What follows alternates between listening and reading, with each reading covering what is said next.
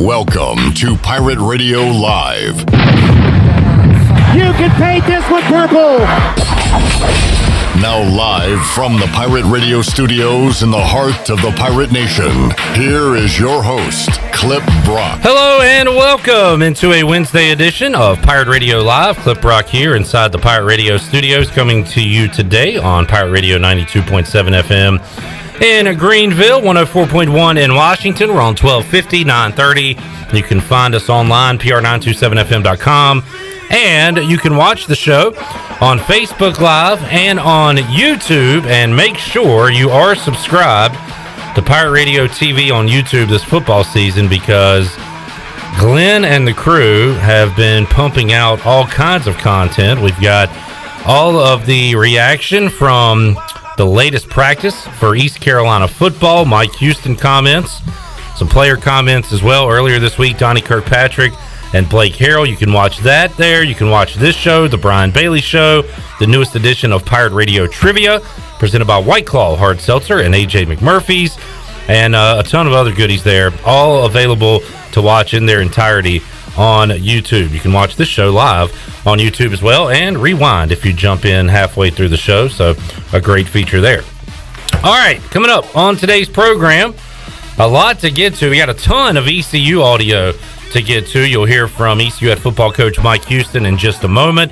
Also, some Pirate players, Jeremy Lewis, John Young, and CJ Johnson, who you heard from extensively Monday, and will hear from on Mondays as part of the Pirate Radio Player Lounge. He talked to the media as a whole today following East Carolina football practice, so we'll have all that for you. We'll hear from Donnie Kirkpatrick in Hour 3, when a guy he used to coach will join me in the Pirate Radio studios. Former ECU tight end Bryce Williams will be here in the 5 o'clock hour. We'll talk Pirate offense with Bryce and go Pirate Radio outdoors. Mike Mullis is going to join us in hour number 2 of today's program. He's going to join us around 4:30. And we got the voice Jeff Charles coming up in just a little bit. All right. Chandler Honeycutt is sitting in the audio production chair today. Hello, Chan man. What's up, Clipper? Glenn has his mic pushed way away from him, so he's not talking at the moment. Oh, hey, Glenn. Always busy, man. I know, man. You've been content monster. You have been absolutely killing it. It's a team effort. It's a team effort. We're really all putting together this content. And today you are helping out by running the video side of things while you do other stuff.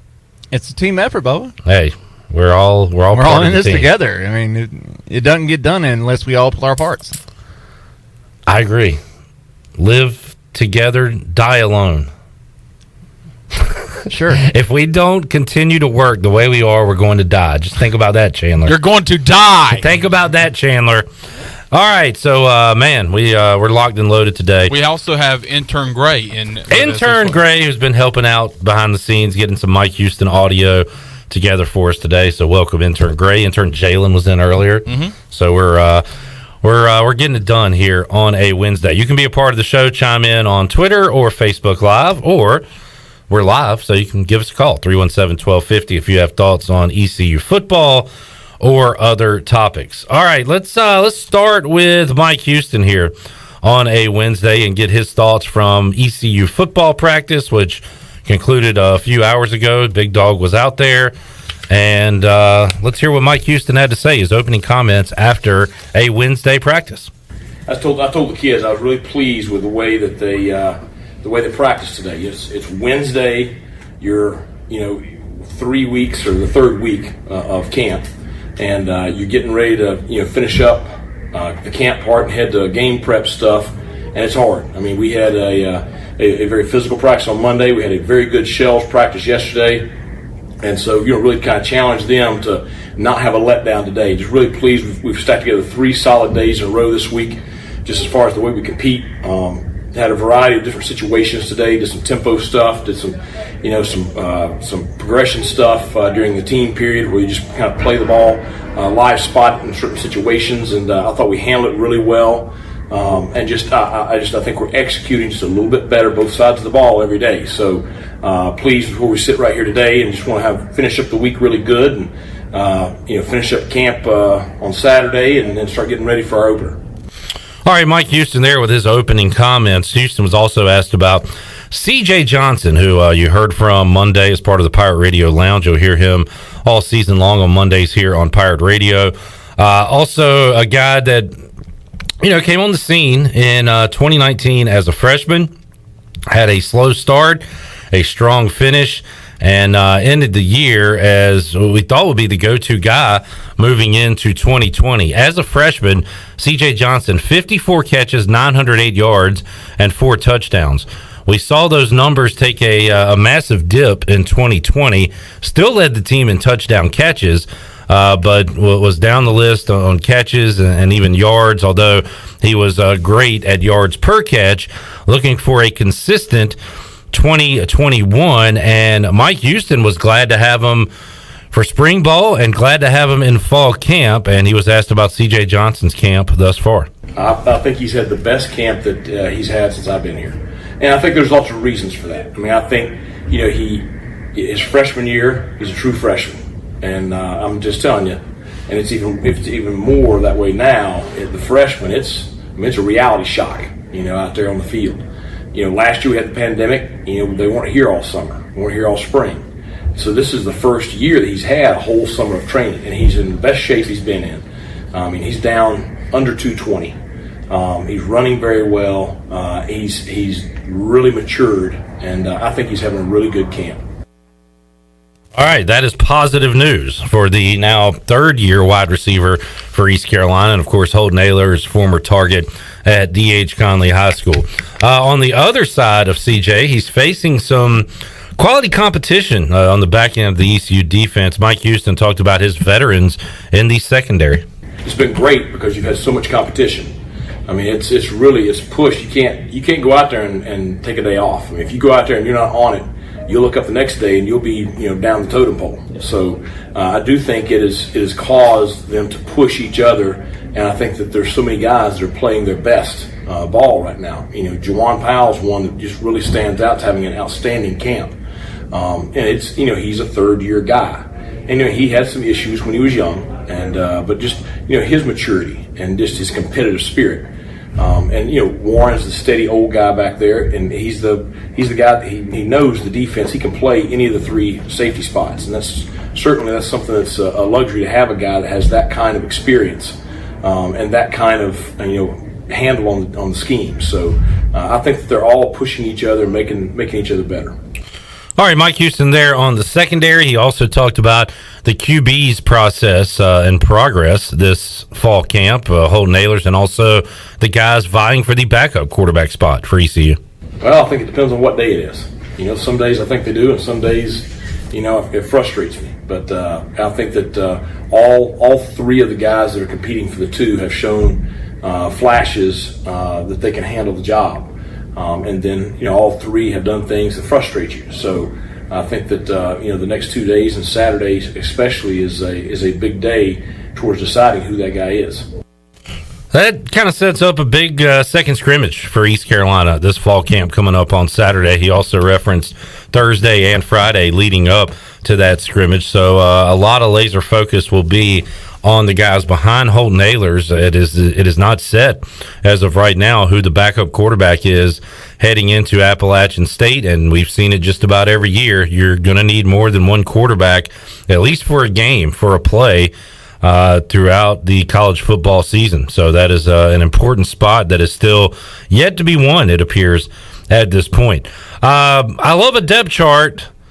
I don't know if we'll get an official one from ECU, but Stephen Igo asked Mike Houston, did he expect and want most of his depth chart to be decided after this Saturday scrimmage? The quarterback's a little bit different, but, we have so many positions, and running back is the best example, where, you've got 2 starters. You got 2 guys that I would, if you give me my pick of everybody in the conference, those are the 2 I'd take, okay? And one of them's not the starter and the other one's the backup. They're both starters, and we have so many positions on both sides of the ball that are exactly like that. Corner is another one. I feel like you have J-Mac, you have Malik, and you have Nolan, that all 3 are starters. And DeMel has really come on and pushed there also. So I think that, I want some things decided, but I don't know that you're going to sit here and say you got 11 on this side and 11 on the other side, and that's it, because you have so much more depth than what we've had the past several years.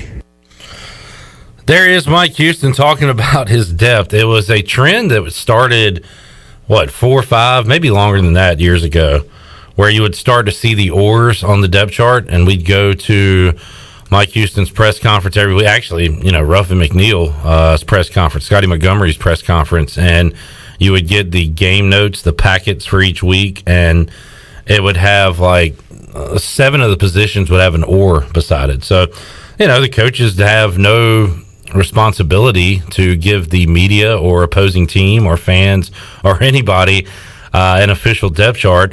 So there's a lot of oars. There could be some confusion that the coaches put out there on purpose on a depth chart. But Mike Houston's right, and he's speaking sincerely when he says there are a lot of oars on this team. I guess Rajee Harris is going to get the first carry for East Carolina in 2021, but Keaton Mitchell could get the second and third. We don't know. They're going to use both of those guys. He talked about all the rotating in and out he can do at corner.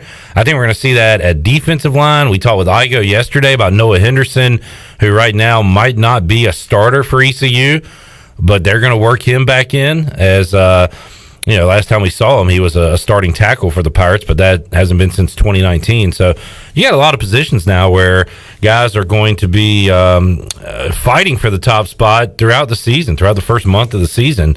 And hopefully it's a situation where the guy behind the starter is so good that he's going to get plenty of reps as well. Xavier Smith will be starting somewhere. Will it be inside linebacker? Will it be at rush end? Mike Houston talked about him picking up a new position this year. Well, he's always played. Well, always. Before I got here, he played tight end his freshman year. He's played inside linebacker for us the last 2 years. So he's playing the stand-up outside linebacker, for us during camp. He's a guy that's going to play, a lot of different places this year. We still rep him at inside linebacker. We just happen to have some depth there. But, as we get into some of our packages and stuff, he's a guy that's going to be very, very important. Now, it does put a lot of stress on him. It challenges him to, number one, he's got to really understand the scheme well, and he's got to be focused every snap, because it's not something where this is his third year doing it, and it just becomes old hat. So I do think it stressed him. I do expect him to be, one of our best defenders. I expect him to be one of the leaders of our defense, and I expect him to be an impact player. I don't care what position he's playing.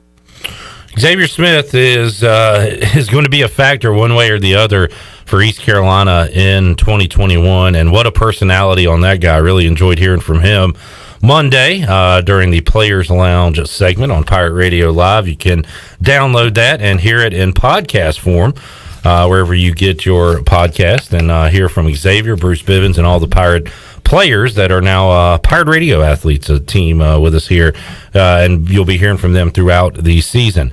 The big dog, Glenn Griffin, asked a question today regarding communication on the field from the players, and Mike Houston had a good answer regarding that.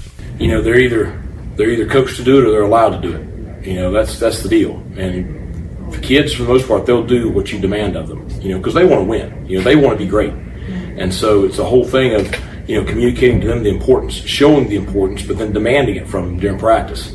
Everybody hears the music at practice. Well, yeah, it adds some energy. But the other thing is it forces them to communicate like it's going to be in Charlotte, like it's going to be September 11th here. It's going to be loud, both places. Okay, it forces them to use verbal signals and hand signals, and it forces them to get a reaction. We always say you give a signal, you get a signal. That way you know that your teammate got the communication. And I think it's just something that our coaches have done a good job of just really demanding of them, and then the kids demand it of themselves. All right, Mike Houston there. Glenn, as you're out there getting video, taking pictures, we always hear, that it's different now, the culture, all that. How have you experienced that firsthand when you're out of practice? Kind of like I asked Coach today, they're chirpy now, and they were not before. Things have changed, I think, in terms of the communication on the field. Before, they almost seemed afraid to talk, and now it's constant. It's constant. Well, you kind of went from no leaders to a bunch of leaders. Everybody's kind of grown up together. When you think of a team of 22 leaders, That's your starters on offense and defense. Because they've been together so long now. I think Holt Naylor said it on Monday during the Players Lounge that it was 7 on the leadership count, Yep. so I believe it's 22 now. That's what I said. 22. It's 20. You're 22. That's your starters on offense and defense. It makes a difference. That's right. All 22. Yeah, it's definitely picked up from where it was when Mike Houston first got here, and it is great to see too. And Glenn, you've put out some behind the scenes videos of when the guys were here cutting liners and doing things like that, and they get along, they joke around, and that can only mean good things on the field when guys like each other. You don't have to like your teammate, but it certainly seems like it works out better when you do, right? They're fighting for each other. Yeah, there's an enthusiastic vibe. Like they have a good feeling, I think, about each other, and I think the fact that they go out there and they go to war against each other only intensifies the brotherhood in some ways. Because I ask a lot about, like I asked CJ today, what's his relationship with the secondary like right now? And we're at war on the field. Yeah. We're trying to get the best out of each other because we know that we're going to need it when we're teammates. Yeah, and I don't know if it was Snead or who said it on Monday that when you walk in the locker room, it's everything that just happened on the field's over with. No, it's brotherhood. And your boys, Yeah. And, we could do we could put together a quality 3-hour show if I thought Chandler was a scum of the earth, just a human garbage pile. I think the show would be better. Sitting over there, just like biggest piece of trash I've ever laid my eyes on. But I don't feel that way. I like Chandler. He's a good guy. And if I thought Glenn was just like this big, useless waste of space and oxygen, that would be bad. Okay, Rick Rude with your I don't feel that way at all. Your trashing promo. And you might think that way outside the studio, but when we come in the studio, we're bros, baby. It's a brotherhood. Or I just met intern Gray 2 hours ago, and I've already come to the conclusion that he's just a giant, useless nothing burger. But I don't feel that way because he's very useful and did a great job earlier. So we all get along. I think it makes for a better show and a better day. And a better quality of life. Let's all get along, people. Yeah, right. All right.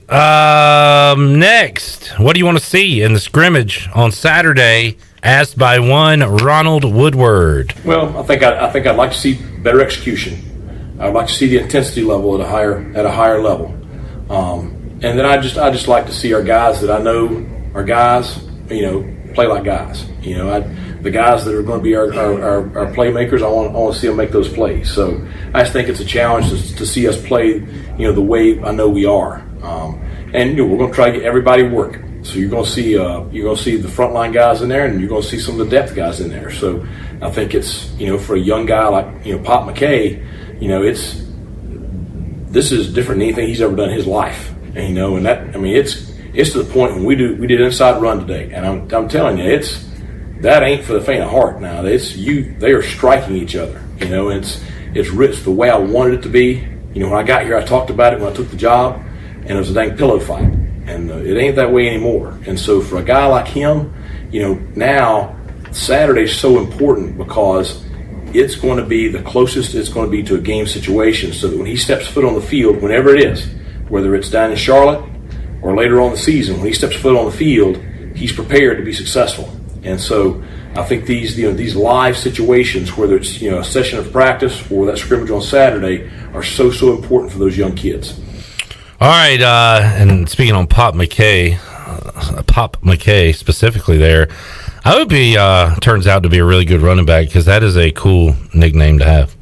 Lay the pop. Like Lay the wood. Pop McKay, Tank Robinson, he was good. Now I ended up leaving ECU, but he was pretty good. You can pop a can. And like it really goes into tailgating. It goes into football Saturdays. I think it's nice. Like Pig Jackson was one of my all-time favorite nicknames. I wish he could have, be good. Closed out his career here at ECU. But like Pop McKay is a name that's fun to say. You can do a lot with it, and I hope it eventually translates. It's not a problem, but he's got some guys in front of him. It's going to be tough to get on the field for him as a freshman. Although we thought that for Harrison Mitchell last year. It was going to be tough for them true freshmen to get on the field, and look what they did. Yeah, Pop's got 2 great running backs in front of him in Icy and K3. All right. Are we doing it? And see, that is why I want Pop to be good, because that nickname's way better than those. So, sorry, guys. I got to talk to him about their branding and marketing. Yeah. Here on Monday, I got to have a conversation. Icy and K3. All right, whatever works for you. All right, finally, Chandler, you remember we were talking the other day about how these guys have been around so long, and we mentioned Bruce Bivens, and another name you mentioned was Aaron Ramseur. Yeah. Who I moved in with him at freshman year in 2016. Like in the same place? No, but I mean, I remember. It tells you how long he's been here. I remember seeing him on campus on College Hill, and actually had a conversation with him outside of Gateway where he was staying, and a really down to earth guy. And it's crazy to see him still on this football program, and still making an impact, because he was making an impact freshman year. I remember, him being a starter, and I think he had an interception against Temple at home that year, and I was like, man, that guy, he lives in Gateway. I don't know if he knew what was happening, but he always seemed to be around the ball, either making a tackle, picking it off, recovering a fumble. Yeah, instincts, and boy, he's Aaron Ramseur is still here, and I think his issue the last few years has been health. Injury. Yeah, he had an ACL tear. Yeah, a couple of years ago in 2019, and so he's been hit with the injury bug over the years. So, and that will put you in the program longer, and with the COVID year as well. So, but it's great to have him back. He's a hardworking kid, and I think that the being all over the field is a trend in that linebacking room with Bruce Bivens and Xavier Smith. To be able to use him as a starter, cool. As a backup, great. But, I mean, as a special teams demon, I mean, he can do a lot of things with a guy like Aaron Ramseur. And Mike Houston talked about him, being able to participate in fall camp and play this fall. I'm really pleased with the linebacker core, period. I think Bruce, Miles, and Aaron, all three older guys, experienced guys. That's what gives us the flexibility with Xavier. I think Taylor Jackson is coming along, but Aaron has instincts and has that quick twitch that you can't really coach that stuff. So it's been good to have him out there to get the reps and be prepared. And it was tough when we lost him. Our first year there in the middle of the year, he was just starting to play well. And so I hope that just having a good preseason, will enable him to have a fast start to the regular season. Great to, and man, knock on wood, ECU, should I even say it? They're healthy. No, I said it. I already said it. Knock on wood. They're healthy right now. You did knock on wood. Yeah. So leading up to this opening game against Appalachian State, all good right now. Unfortunately, there are still more practices, and the guys have to walk and leave their rooms and can't stay in a bubble, so things can happen. But as of right now, Pirates looking good, fresh, ready to go for Appalachian State, which we are, good grief, 15? 15, because tomorrow is 2 weeks away, Clip Brock. That is nuts. Season opener. 7:30 kickoff, which means we'll be here with you 3:30 on that Thursday on the Bud Light pregame tailgate. 4 hours of pregame coverage taking you up to kickoff between Appalachian State and East Carolina.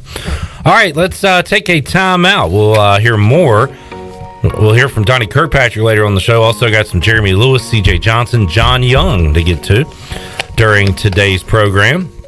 And we'll talk some Pirate football when we return with the voice, Jeff Charles. He joins us on the other side. We're back with you on a Wednesday edition of Pirate Radio Live after this.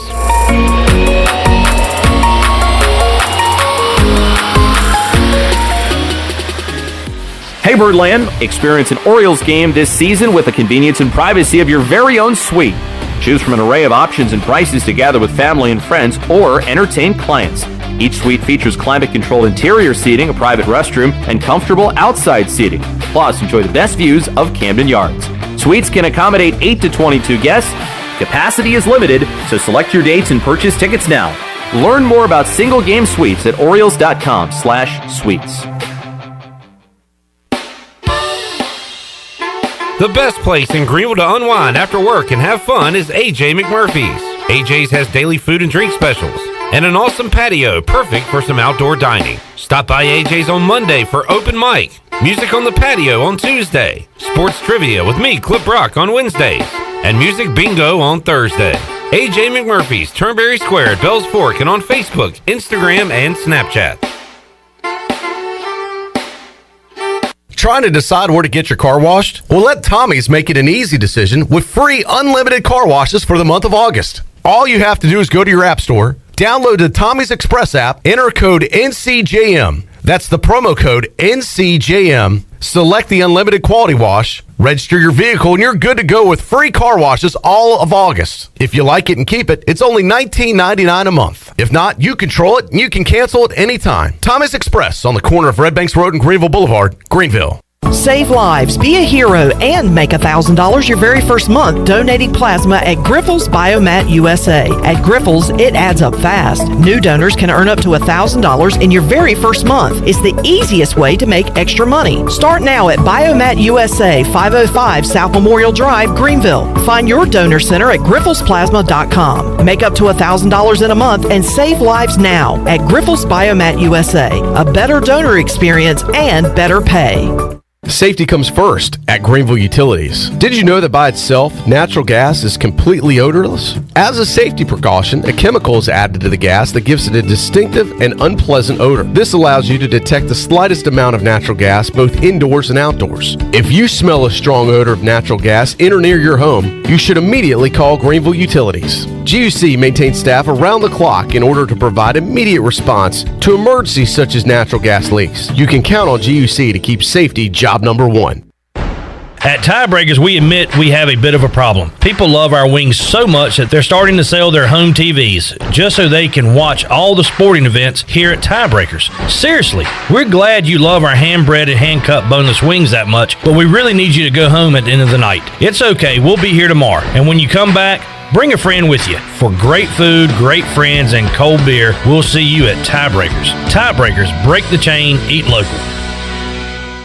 Hello, Greenville and Pitt County. We at Pitt County Schools want you to know that we are a thriving and connected school system ready and open for all students this year. We are offering all in-person learning with limited virtual options while operating on a 5-day, full-day schedule for our 38 school campuses. Pitt County Schools offers rigorous academic opportunities such as dual language programs, STEM engagement, global education, and college readiness. We also offer competitive athletics, full support for exceptional children, and career readiness opportunities such as paid apprenticeships and unique business partnerships. Pitt County Schools is fully committed to engage, empower, and elevate every student every day. Visit our website today at pittschools.org, where you'll find our new jam-packed strategic plan, our new mission and vision, our profile of a learner, or check out our unique preschools, elementary schools, middle schools, high schools, and early colleges. Pitt County Schools, engaging, empowering, and elevating every student every day. Pirate Radio. Here it is, a first down.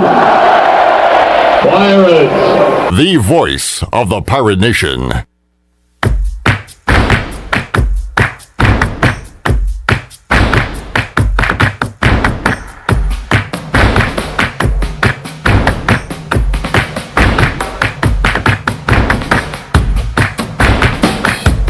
You're listening to Hour 1 of Pirate Radio Live. Do you need custom t-shirts, apparel, or promotional items for your business, organization, or event? Keep it local. Print it local with University Sportswear. Contact them today at universitysportswearenc.com. Now, back to the show. Welcome back to the show. Got damage? Damage from wood rot? Fixed. Damage from smoke or fire? Fixed. Damage caused by water? Fixed. If you got damage, use a contractor that works for you and not your insurance company.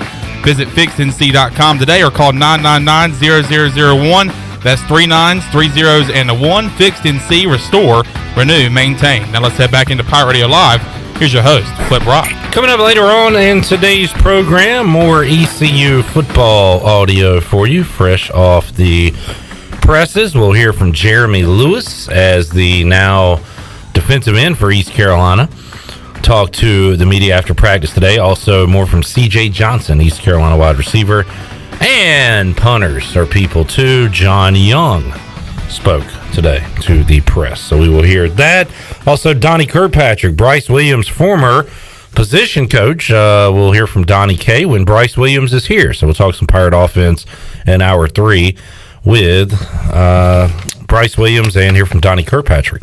Right now, we will head out to the Fixed NC Live line and visit with the voice, Jeff Charles, who joins us on a Wednesday edition of Pirate Radio Live. Jeff, how you doing today?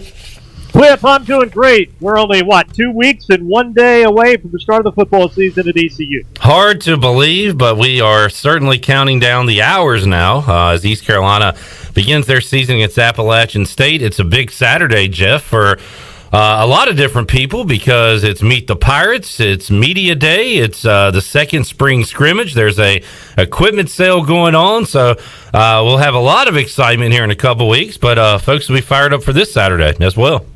Yeah, no doubt about it. I'm looking forward to attending and seeing the scrimmage and seeing a lot of Pirate fans out there on Saturday. It's always a big day when we have Meet the Pirates. It goes back many, many years, as you're probably aware, Cliff, and there have been some great times, and oftentimes that event has been held in the evening hours, and a lot of the families come out. I know it's going to be a little bit different this year, but people are going to see the Pirates in action on Saturday morning, so that's going to be a lot of fun. So bring the kids and bring the family and all your friends and come on out. It's going to be great to get back out there together as a Pirate family again, and it all starts on Saturday. Hey, going to be great to have Jeff Charles back in the East, leaving your Midwest location, Jeff. You excited to get back here to the eastern part of the country? Yeah, I really am, Cliff. It's just time to get back to doing what we love to do, and I'm really excited about this football season and excited about the basketball season coming up as well. So, yeah, we're pumped up and ready to go for another year. Jeff, we've been following practice day in, day out, and it sounded like the defense won scrimmage number 1 last weekend. You know how these things go, though. They tend to flip-flop. We'll probably see the offense put together a better performance this Saturday than they did last week. But when you hear things like, Jeff, does that surprise you at all that the defense wins scrimmage number 1 during the fall camp? Not really, Cliff, because that's usually what does happen. I know we say this all the time, and people talk about it, that the defense is usually ahead of the offense early on. Yeah, I think that's probably what the case is. I think the offense will come out and play better on a Saturday. But let's face it, East Carolina's got some good players over on the defensive side. I know we talked about it last week. This defense has to improve, and they have more depth this year. They have to stay healthy. So let's see what happens. I would expect the offense, though, to come out and play better on a Saturday, and I'm looking forward to watching Holton Ahlers and watching the battle for the number 2 quarterback position, which is one of the storylines so far this year. And the 2 talented running backs that East Carolina has. I'm really looking forward to seeing Rajay Harris and Keaton Mitchell, and then some newcomers who are vying for playing time as well. And Shane Calhoun, by all accounts, has had a really good camp. And he could be a guy that could be a star at the tight end position. And Ryan Jones is there as well, and Zach Bird. And so they've got some depth now at that tight end position and some more depth up front on the offensive line. And, of course, at the receiver position, they've got 3 guys back who played a lot last year and are all-conference type players. So, yeah, there's a lot of reasons, Clip, to be excited about the start of this football season, and of course you're jumping into the fire playing against a very good Appalachian State team and then playing an SEC team in Game 2. But, you know, you really are going to find out, I think, pretty quick if the Pirates are improved when they play these first 2 or 3 games. Jeff, Holton Ahlers has played a lot of football, taking a lot of snaps behind center here at East Carolina, and we've heard in the offseason, and we've seen him, of course, that he has trimmed down to be able to run a little bit better and also has improved on other parts of his game. What do you think he needs to do to take the next step here in 2021? You've seen him play well. You've seen him also struggle at times. What can he do to put together a solid 2021, Jeff?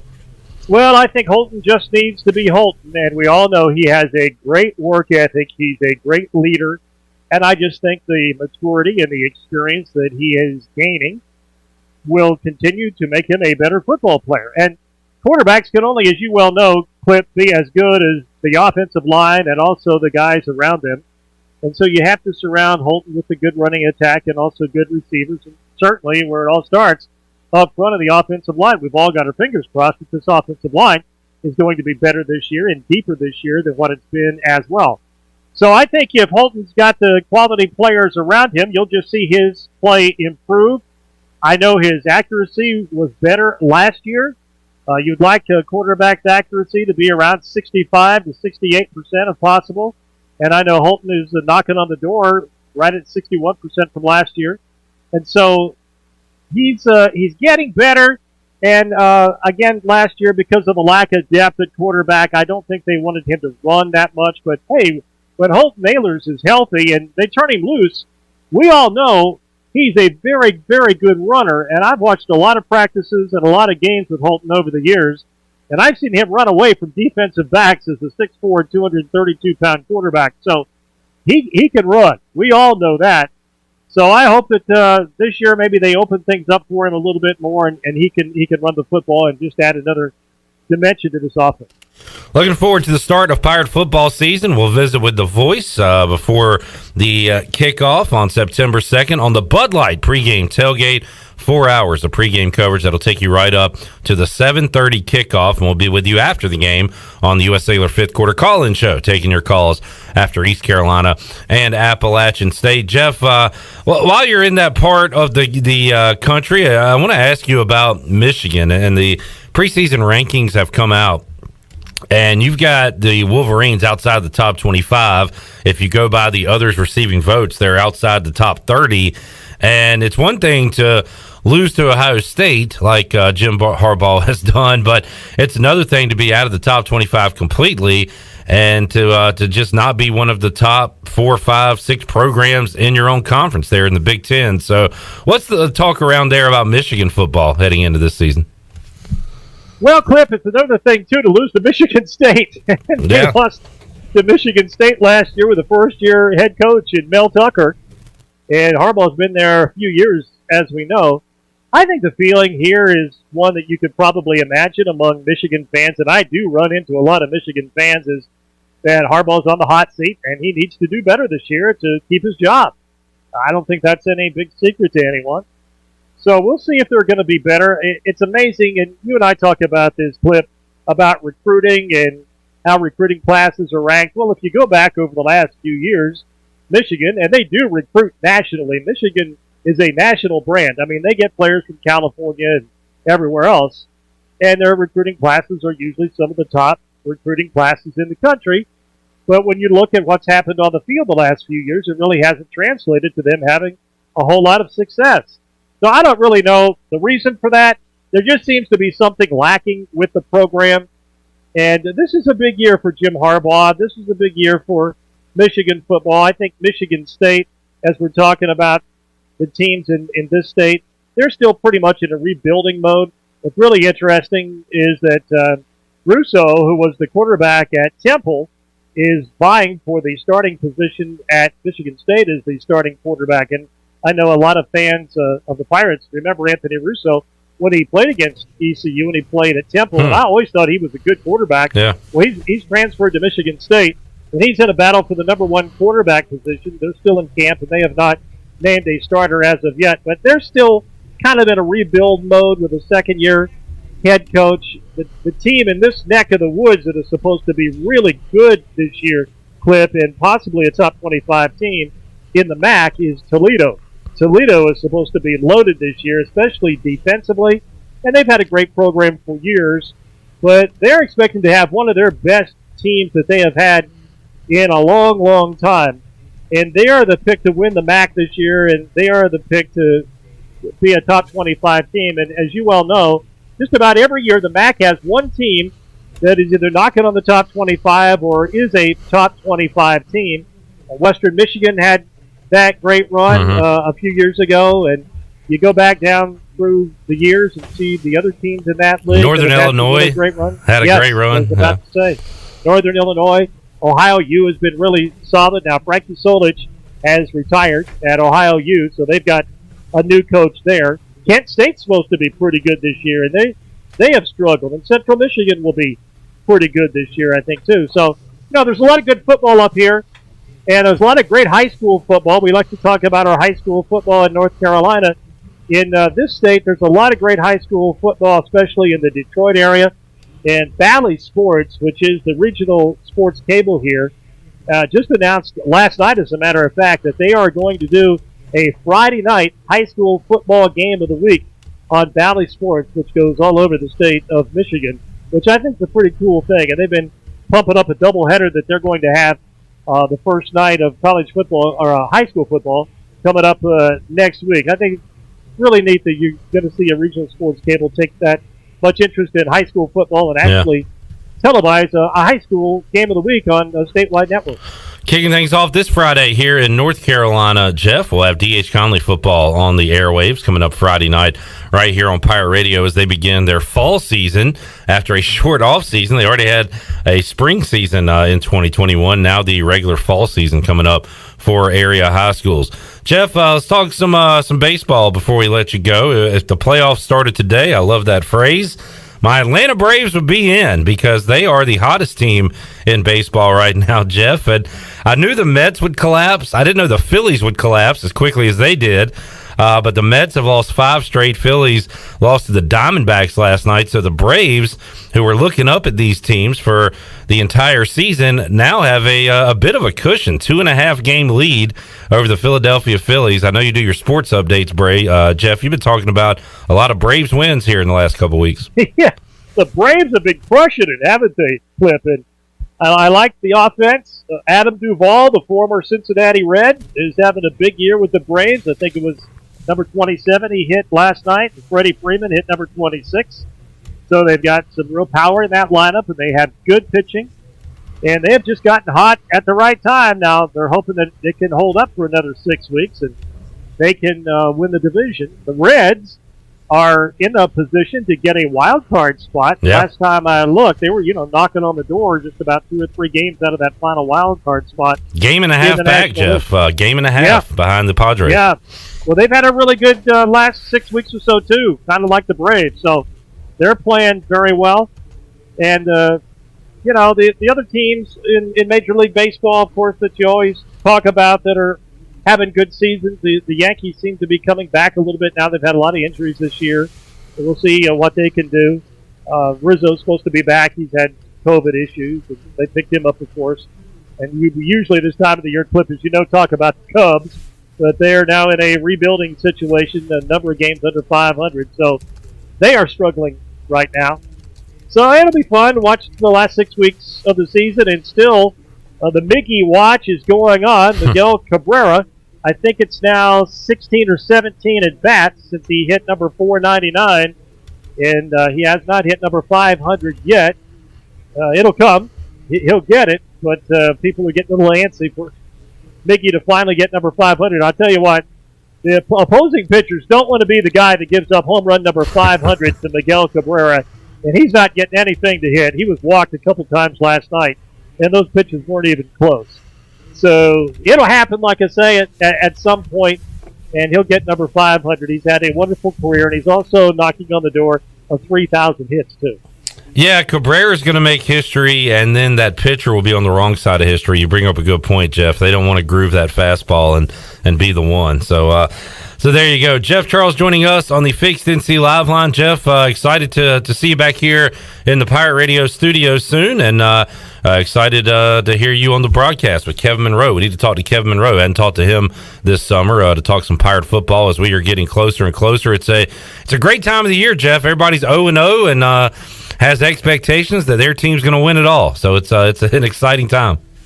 Hey, everybody's undefeated at this date, as we know, Clip. And again, I do sense that East Carolina fans are excited about the start of the season. They feel like, and I think rightly so, that Coach Houston is making some strides in rebuilding the program, and we're all excited to start the season and excited for that first game against Appalachian State in Charlotte.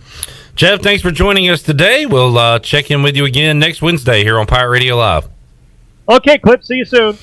There is the voice, Jeff Charles. Looking forward to getting him back in the Pirate Radio studios soon as he begins another year of calling Pirate football and being part of the Pirate Radio team. All right, let's take a timeout. We'll come back. We'll wrap up hour number 1 and get you set for hour number 2, where we'll talk a lot more Pirate football, hear from some of the Pirate players, Jeremy Lewis, CJ Johnson, and John Young. Also, Mully going to join us during hour number 2 as well. Bryce Williams on tap for hour 3. We got a giveaway. We got some Donnie Kirkpatrick. We got the big dog, Chandler Honeycutt, and myself. A lot to go on a Wednesday edition of Pirate Radio Live. More coming your way after this.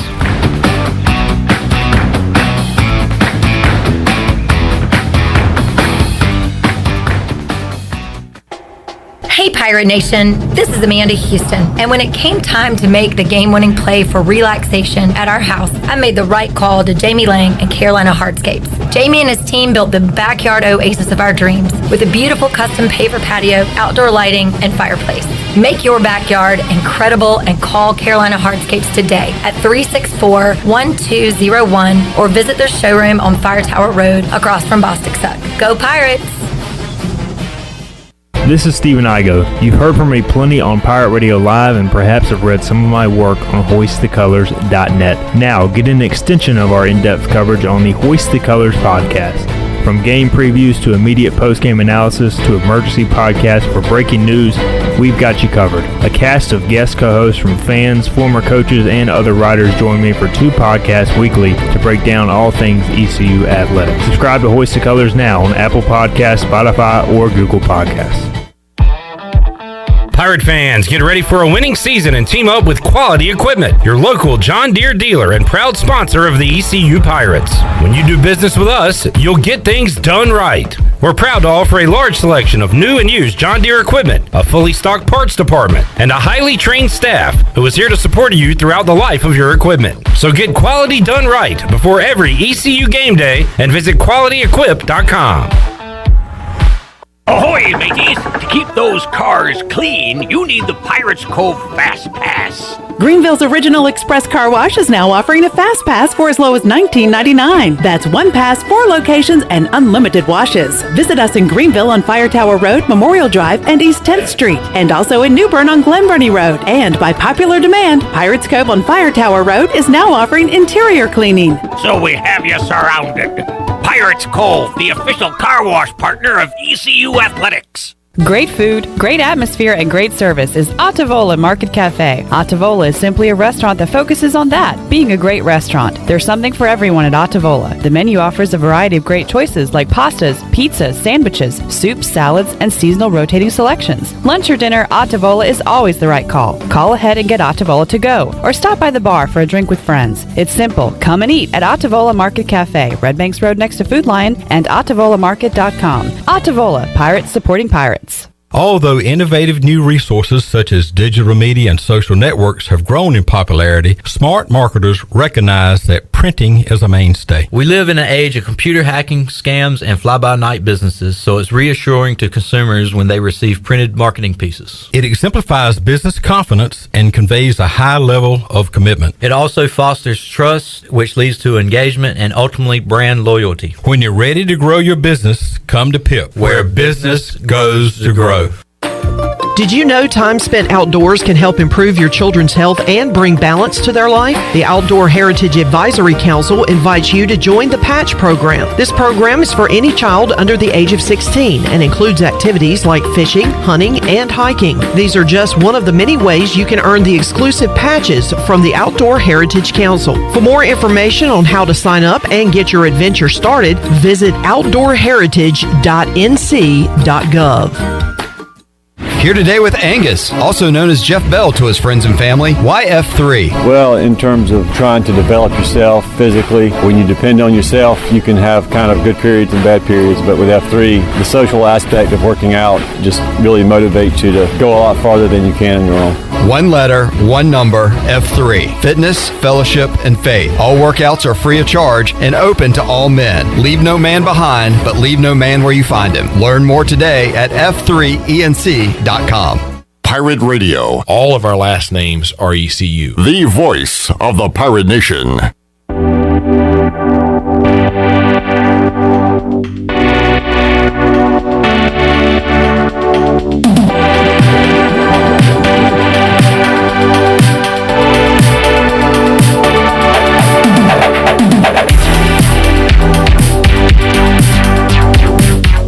You're listening to Hour 1 of Pirate Radio Live. Do you need custom t-shirts, apparel, or promotional items for your business, organization, or event? Keep it local. Print it local with University Sportswear. Contact them today at universitysportswearenc.com. Now, back to the show. Welcome back to the show. The best place in Greenville to unwind after work and have fun is AJ McMurphy's. AJ's has daily food and drink specials and an awesome patio perfect for some outdoor dining.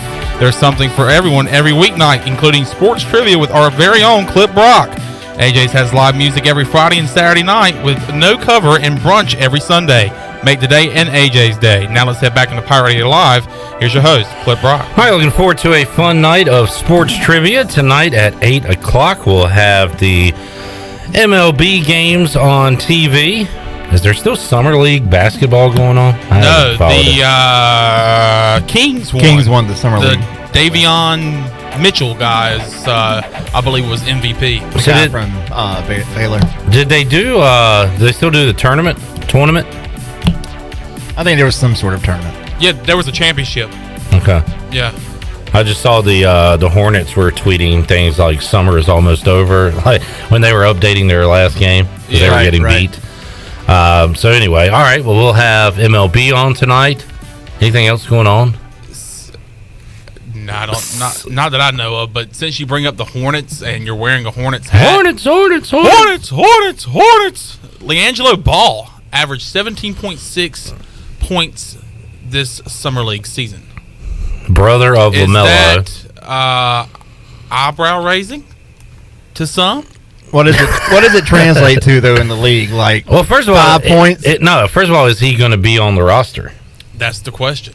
What's the answer? Is that good enough to make the regular season roster? Is there a need for what he does? What does he do? I didn't watch any of He it. can shoot better than the Martin twins. Well, they're gone, right? At least one of them's gone. So that to me is a plus if you plug him into that pretty small forward sure. spot. I just thought about this, but I believe the Martin twins have been split for the first time in their basketball careers. I saw the Martin twins at Clark LeClaire Stadium when on a visit. Jeff LeBeau was recruiting them vaguely, and had them at a baseball game, and they ended up going to Nevada. Yeah. Who actually joined another Wolfpack, a good basketball team. Yeah. All right. Well, there's that. I want to get to some news and notes. This came out today. This is from WCNC.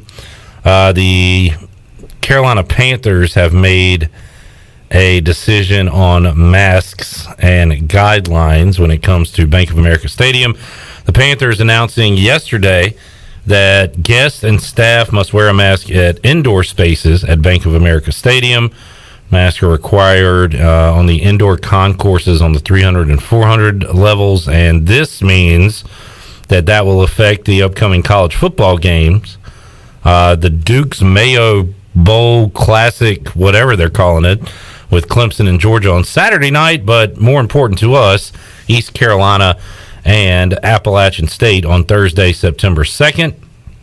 The Panthers say that masks will be available at the stadium entrance points. If you do not have one, they're encouraging guests who are not fully vaccinated to wear a mask in all areas. So just as encouraging, I guess not a guideline, but that is the guideline set by the Panthers Bank of America Stadium. The guidelines do not place restrictions on capacity, so still should be a good crowd for that opening game. And you're starting to see different NFL teams and stadiums, go their different ways. I think Baltimore says they're going to, I believe, have to wear masks at their stadium. The Raiders are saying you do not have to wear a mask, but you do have to have proof that you are vaccinated to enter the stadium to go to a game. So everybody's coming out with their guidelines now, as this is still a thing. So there you go. I will, but if you're outdoors watching the game at the stadium, you don't have to wear your mask at Bank of America Stadium? I don't know. I don't know. I don't. Wait, are you telling me you don't like talking about things like this? It's just I'm tired of it. I love man. it. I'm tired of it. Is the concourse indoors? Yes. Technically. Masks are required on the indoor concourses on the 300 and 400 levels. Okay, so in your But once you enter the tunnel where you're seeing and you're in field, open air, yeah, you can take it off. I guess so, yeah. But you got to use the bathroom. Got to get to the concession stand. Yeah. Whip that mask on. Yeah. Wow. Whip it on. There you go. That's coming down. It seems pretty simple. Just you know what I'm going to do? Just not go to Panthers games. I will be here. Yeah. On that Thursday night inside the Pirate Radio studios. So will I. Are you going to any Panthers games this year, Chan Man? I don't know, man. I've talked to Tony Dunn about going to some. What did he say? Yeah, He said, homie, he said, the thing it is, homie, that we're going to the Tampa Bay game. All right, we're gonna have to play this back on Friday when Tony's here. In fact, Chandler, you do a lot of voices. You do it quite well.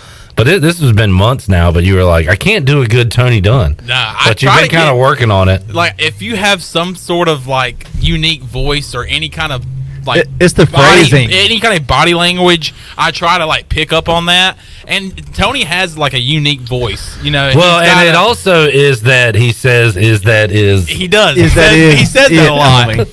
And but I mean, yeah, I picked up on that, and he does say "homie" a lot.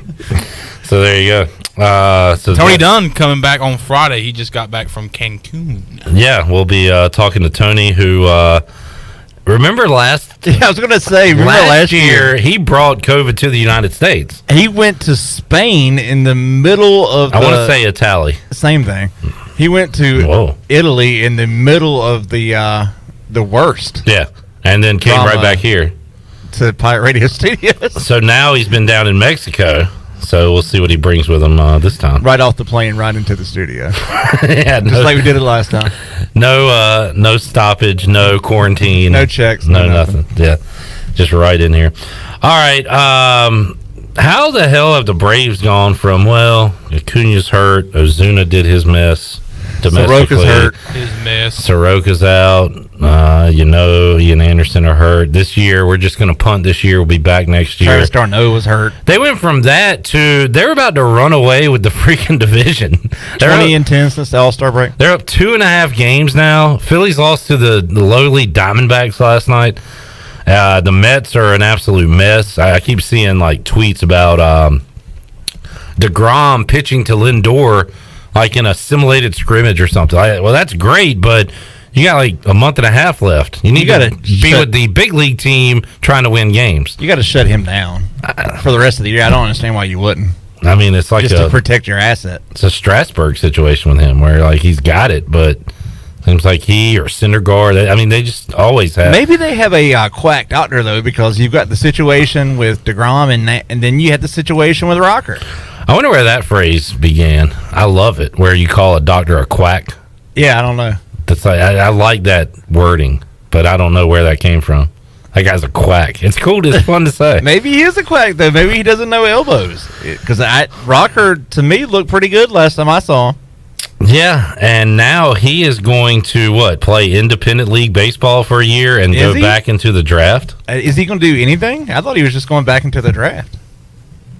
I'm assuming he's going to play baseball or try to do something. I don't know. I guess to keep it up.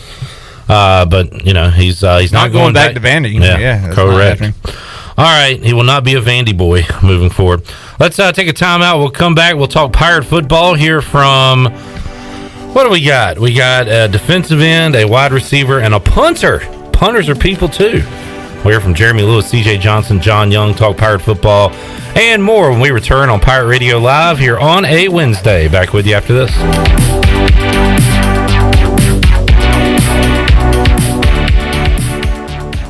The Pirate Radio Podcast. John Gilbert, ECU Athletic Director. For the immediate future, there are really three things I'm kind of focusing on. One is stabilizing our budget. Two, competitive excellence. We need to win. And then the third piece would be our student-athlete life. Listen to every Pirate Radio podcast now by visiting our podcast channel and subscribing in Apple iTunes or SoundCloud. The Pirate Radio Podcast is powered by White Claw Hard Seltzer, proudly distributed by Coastal Beverage. You demand perfection. That's why you drive the perfect car. Okay, maybe it's not exactly perfect, but it's perfect to get you to Domino's for their perfect $7.99 carry-out deal. Carry out any 3-topping pizza or a 10-piece order of wings, smothered in delicious sauces like hot buffalo, garlic parmesan, and honey barbecue, just $7.99 each. Demand the perfect carry-out deal at Domino's. Carry-out only. You must ask for this limited time offer. Prices, participation, and charges may vary. Excludes XL and specialty pizzas. Crust availability varies by size. We know that juicy, cheesy, grilled to perfection burger sounds amazing, but it does sound like something is missing. Pepsi, baby! The yin to this burger's yang. Burgers and Pepsi go together like Well, like burgers and Pepsi. This perfect blending of flavors makes every bite of lettuce, every sesame seed on the bun, and every sip of that crisp, refreshing, ice-cold cola a journey to Foodtopia. Burgers, better with Pepsi. That's what I like. Is that the sound of an ooey gooey cheesy crunchy slice of P-I-Z-Z-A? Obviously, but as good as that sounds, we think it can get even better. Oh yeah, that's the sound of a freshly opened fizz-filled Pepsi. The only thing that can take this flavor medley of crunchy dough, mouth-watering cheese, and savory sauce to the next level. How about another bite? Pepsi and pizza sound like a match made in heaven and taste even better. Pizza, better with Pepsi. That's what I like. BMS Builders is your premier custom builder in Eastern North Carolina. With Blackwood and Mills Creek in Greenville, Dalton's Cove in Farmville, and Belmar in Ayden, these are just a few of the developments featuring BMS Builders homes. They can build the home of your dreams. Just ask Dr. Dennis Ross in Greenville or East Carolina football coach Mike Houston. They built their homes, and they can build yours as well. BMS Builders. Give them a call at 916-1578 for BMS Builders. The convenience of Pitt Greenville Airport is waiting just outside your front door. Service is back, so you're connected to destinations worldwide through flights from American Airlines. Plan your next trip. Book your flights today at flypgv.com or aa.com. Ready to travel and take a trip this summer? Avoid the long check-in lines and congestion at the big airports and fly local at PGV. Fast, convenient, and close to home, PGV has recently added more American Airlines flights. Book today at aa.com. PGV, where the pirates fly. At Jimmy John's, we don't make sandwiches. We make the sandwich of sandwiches. We use fresh veggies because we don't hate salads. We just feel bad for them. We make our sandwiches exactly how you want because you're the one who's eating it. And we bake bread all day, every day because stale bread isn't bread. It's croutons. Sandwich history is written by the victors. Good thing we have legible handwriting. Jimmy John's, the sandwich of sandwiches. Order pickup or delivery on the app. Hi, I'm Annalie Newhoff. And I'm Rob Campbell. And we are with CopyPro. We have been locally owned and operated here in Eastern North Carolina for almost 50 years. CopyPro is the leader in office technology. Does your business struggle with keeping printing costs low or producing professional documents? Here at CopyPro, total customer satisfaction is our #1 priority. We have a variety of solutions to help reduce your printing expenses and make your business more productive. Call us today at 1-800-682-6558 or online at copypro.net. CopyPro, we are the professional office systems people. This is Pirate Radio, WGHB Farmville, W224EI Greenville, WDLX Washington, and W281CH Washington.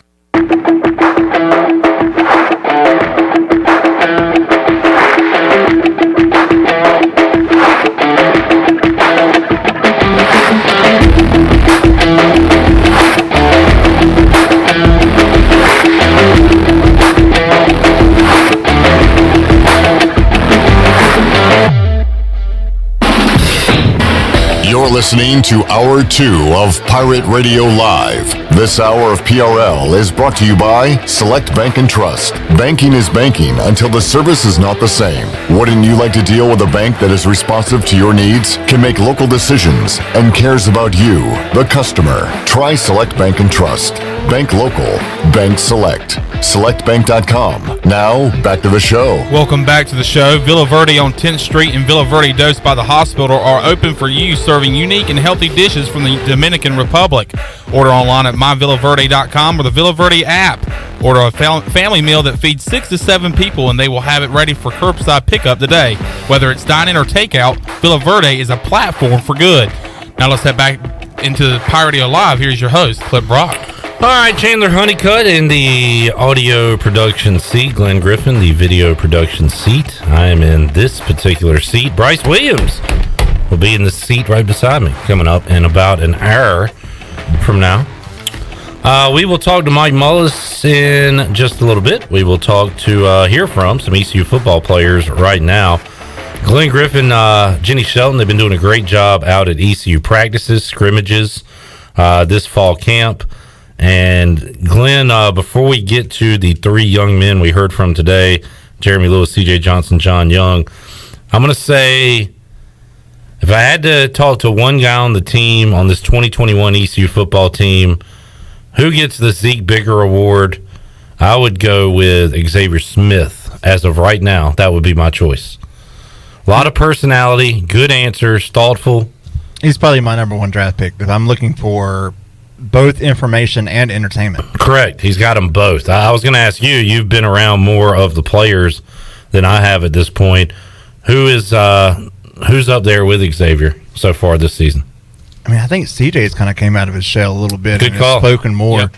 I really liked his story that he told on Monday. On Pirate Radio Live when Troy asked him to just talk about himself a little bit. When he talked about his background and where he came from, I thought that was really enlightening and kind of a different perspective to give.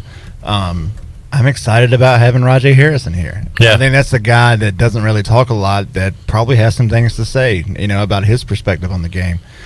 Bruce, I look forward to Bruce on a Monday after a game. Yeah, he's and he even said this too. I think that like people look at him and think he's like serious 100% all the time. Yeah. But you get him with Xavier, you get him around his teammates, he'll goof off, he'll laugh, but he does carry himself with a very serious middle linebacker demeanor. You know, like he looks like a middle linebacker. He's got kind of the stoic personality, but the more he's around here, we get to see him come out of his shell a little bit and probably act the way he does behind closed doors with his teammates. You know what I mean? And DJ Ford's a pro. Yeah, he's very polished, it seems. Very Crypto mature. investor / photographer / digital do-it-all. Having him and Holden safety. Him and Holden at the same time, it's like just having two adults in the room, basically. Yeah, it's not college kids at all. Pretty much. Well, I'll tell you what, let's start with CJ Johnson, who spoke with the media earlier today following ECU's Wednesday practice. Here is how that sounded. CJ, we were just talking to Coach Houston. He thinks this is your best preseason you've put together. Do you agree with that? How do you think it's going? Oh man, I think I put in the work over summer, and I feel like our team as a whole put in the work over the summer to come into fall camp and dominate it.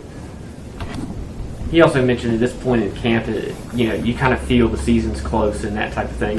You kind of have to grind through it a little bit. What is that like, especially middle of the week, today? Well, I mean, it's always a grind in football. Football is year round. We play 12 games a year, but we're preparing for those 12 games all year round. Fall camp that's important. But we look at the first game. We take one game at a time. Well, this was your first summer camp? Have you actually gone through full, correct? Yes, ma'am. How would you think that you've developed most through that camp? Oh man, I feel like I've just learned so many life lessons from football, just like from the off season, like from taking care, how important it is to taking care of your body, to how important it is to performing on the field, and most importantly, performing as a team, as a whole, as one unit. Because like I say, championship teams are led by the players, not the coaches. Seems like you're obviously leaner this year. What are you weighing now, and how much has that helped you? I'm at a solid 217 right now. Last year, around this time, we came back from quarantine. I was 236, lost 20 pounds in a year, so feeling slim and trim. So what's that do for you? Go ahead. Oh man, I feel better on the field. Like I can move better, move faster. A lot of attention is gone to Rajay and Keaton, kind of that running back combo. What do y'all feel as receivers working with them, the potential of this offense? Oh man, the potential this offense can have is through the roof. We have so many weapons. We have Tyler Snead, we have Adeomo Matosha, we have Rajay Harris, Keaton Mitchell. We got even our backups like Tyler Savage. You got Andre Pegues. Like everybody on offense make plays. Does that feel different, I guess, from the last year or two? I mean, is there more kind of just excitement you think around it, or? I mean, I don't think it was any difference in the years. Like we've always had talent. We just never exposed that talent. We never reached our full potential. And I feel like ourselves, that was our fault. Like we were holding ourselves back. It was never an opponent that was better than us. Like. How do you feel about the chemistry between the wide receiving core and Holton is right now? Oh man, just over this summer with all the skill development work and everything, like the receivers have built a good connection with Holton. Like he don't just have a connection with me. He has a connection with all of them. Like he grabs all of them to the side and talks to them the same way he talks to me. Like there's no put me above anybody. Like we all have connections with them. We all have to make plays. You played together in high school, correct? Yes, we're going on 6 years together. 6 years together. Yes, sir. And how much has you guys kind of grown together and pushed each other? Oh man, the way he pushes me at practice, like getting rid of all my bad habits and stuff, and like the ways I push him at practice, like we just make each other better. We feed off each other. When one of us have energy, we feed off of it. What's your relationship like with the secondary at this point in camp? They like to get a little feisty at practice, but at the end of the day, when we come in the locker room, we're a brotherhood. On Saturdays, we're all going to be in the same jersey. So I mean, iron sharpens iron. Wahoo Mcdaniel, he's pretty much an all-conference corner. So, like, what are those battles like when you're going against? Oh man, I tell people all the time. I face the best defense every week, so that means that makes the games easy. Right? If I'm battling a all-conference cornerback every week, I feel like I could beat anybody. What's the toughest thing to deal with him? I mean, you're obviously a bigger guy. Oh man, it's just we match up with each other so much. Like I know his move, he knows my move, so it's like you got to throw in a curveball every now and then. What about in practice? Coach Houston mentioned the music is for y'all to have fun, obviously, but also the crowd factor. You know, how does that kind of work? I know y'all like to dance and enjoy it, but there's some teaching moments in there. Yeah, and practice, like the music, boys like to dance to it, but we usually dance to it when we're not running the rep. But it's all to simulate the noise. Like when we're getting the plays from the sideline, it's signaled in. Like we can't hear them call to play, so like we all have to look at the signals. So like the music is there for that reason, like just to simulate the crowd and like. This is what it's going to sound like on game day. Yeah. Like it's just not going to be music, but it's going to be cheering. But like you're not going to be able to hear anything. No outside noise. You've heard Dowdy packed 50,000. How excited are you about that? Oh man, I can't wait. Let them cannons boom, man.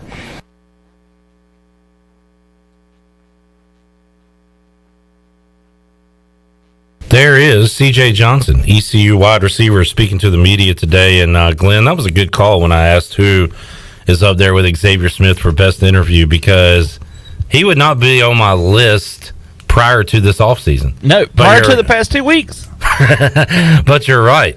He has come out of his shell and is very open and honest with his answers now, and it's awesome. And I hope that translates to a good year from CJ. People you talk to say he's got all the tools. We've seen it on the field. Is the want to there, and it sure does seem like it is for CJ this year. We've talked about his maturity and talked about how he's growing as a person, you know, and we saw last year he had some maturity issues, and I think that's what we're seeing right now is the improvement in those maturity issues. And so I think we're seeing that in these press conferences. We're seeing that on Mondays in the Players Lounge, and hopefully that transitions on to the field as well.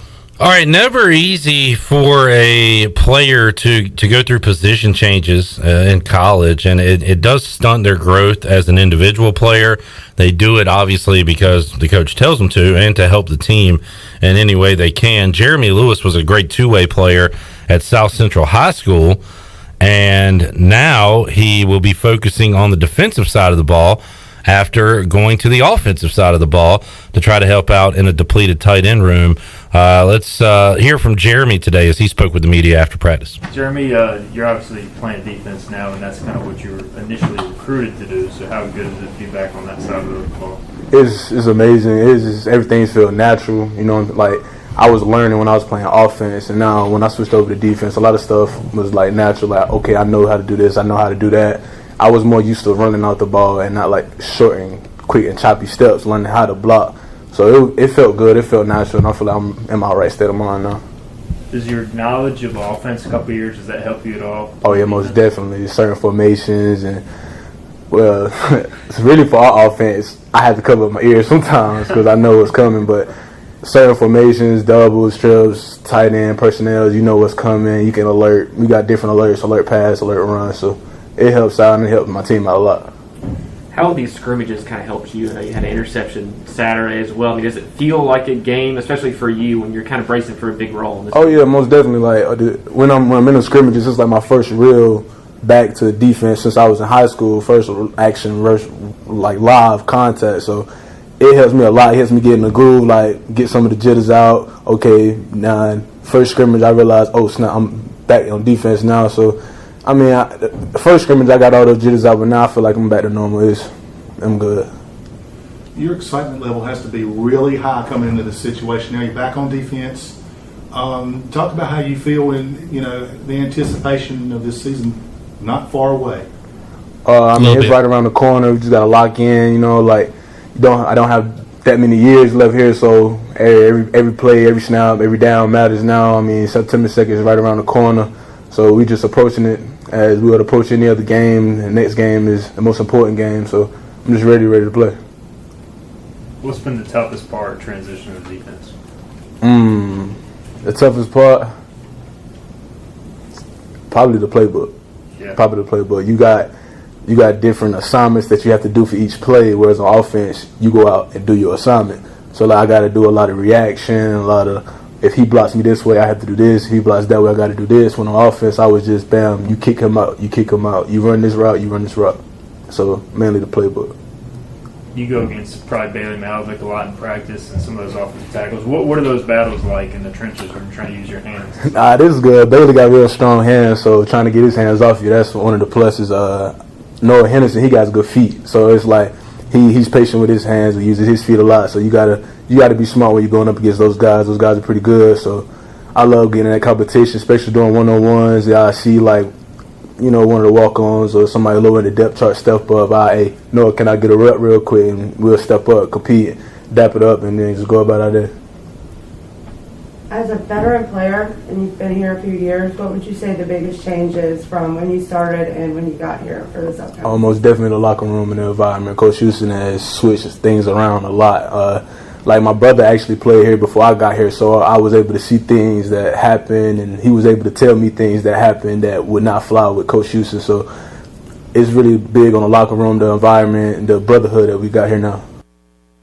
All right, Jeremy Lewis, great to hear from that young man from Winterville South Central High School, and should be making an impact on the defensive side of the ball this season.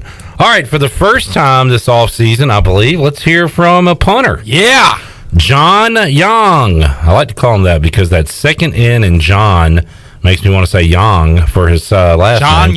John Young. He's a part of this veteran group. Every time his name comes up, people who know him, know the Pirates, say, does he still have the mustache? Well, Glenn, he's got a stash, but he's also got a full beard around the stash, correct? Yeah, he's got a full face of hair now. Because he used to go with the he had the curly stash. He had the Western mustache. It was a Western, a little Western on a Saturday. But John Young now has the full facial hair going. We'll see how that translates on the field with his punting. Here's John Young after today's practice. John, just a few weeks into preseason camp, how do you think this thing has gone thus far? I think it's gone really well. This has probably been my best camp overall. I think our special teams is looking really good with Coach Dowse. We got a big emphasis on punt because, Coach Houston loves his punt team. So, that adds a little pressure for us punters to do well, but we need it, But I think the team looks really good overall. Is it scary when he's sitting back there with a stopwatch behind you and you're going? When I was a freshman, yes. Now, I don't want to say anything because I don't want to be like, oh, you're not scared of me? But no, I'm used to it now. You get used to it. Intimidating. How are the younger guys doing with it? They're doing well. Younger guys were just really focusing on their op times. So what's been your big emphasis over the offseason and coming into this fall to try to improve on good performance already? My biggest thing is I wanted to work on my hang time this offseason. And I was just outside with my kicking coach, Dan Orner. We brought him in here, and I've worked with him since I was a freshman in high school. And I really trust him with all my punting and kicking abilities. So we had him in here today, and that's why I was a little late to getting you guys. But my biggest thing this offseason with him was working on my hang time, and I think I've improved my hang time a lot. Do you still work with as a holder, with the field goal kickers, and it's a little different with Verity not here. There's kind of three of them battling a little bit. What's your perspective on how that competition is going? You're right. It is different with Jake not being here. That was my best friend because we've been together for 3 years and stuff. But I'm happy for him doing well in the NFL.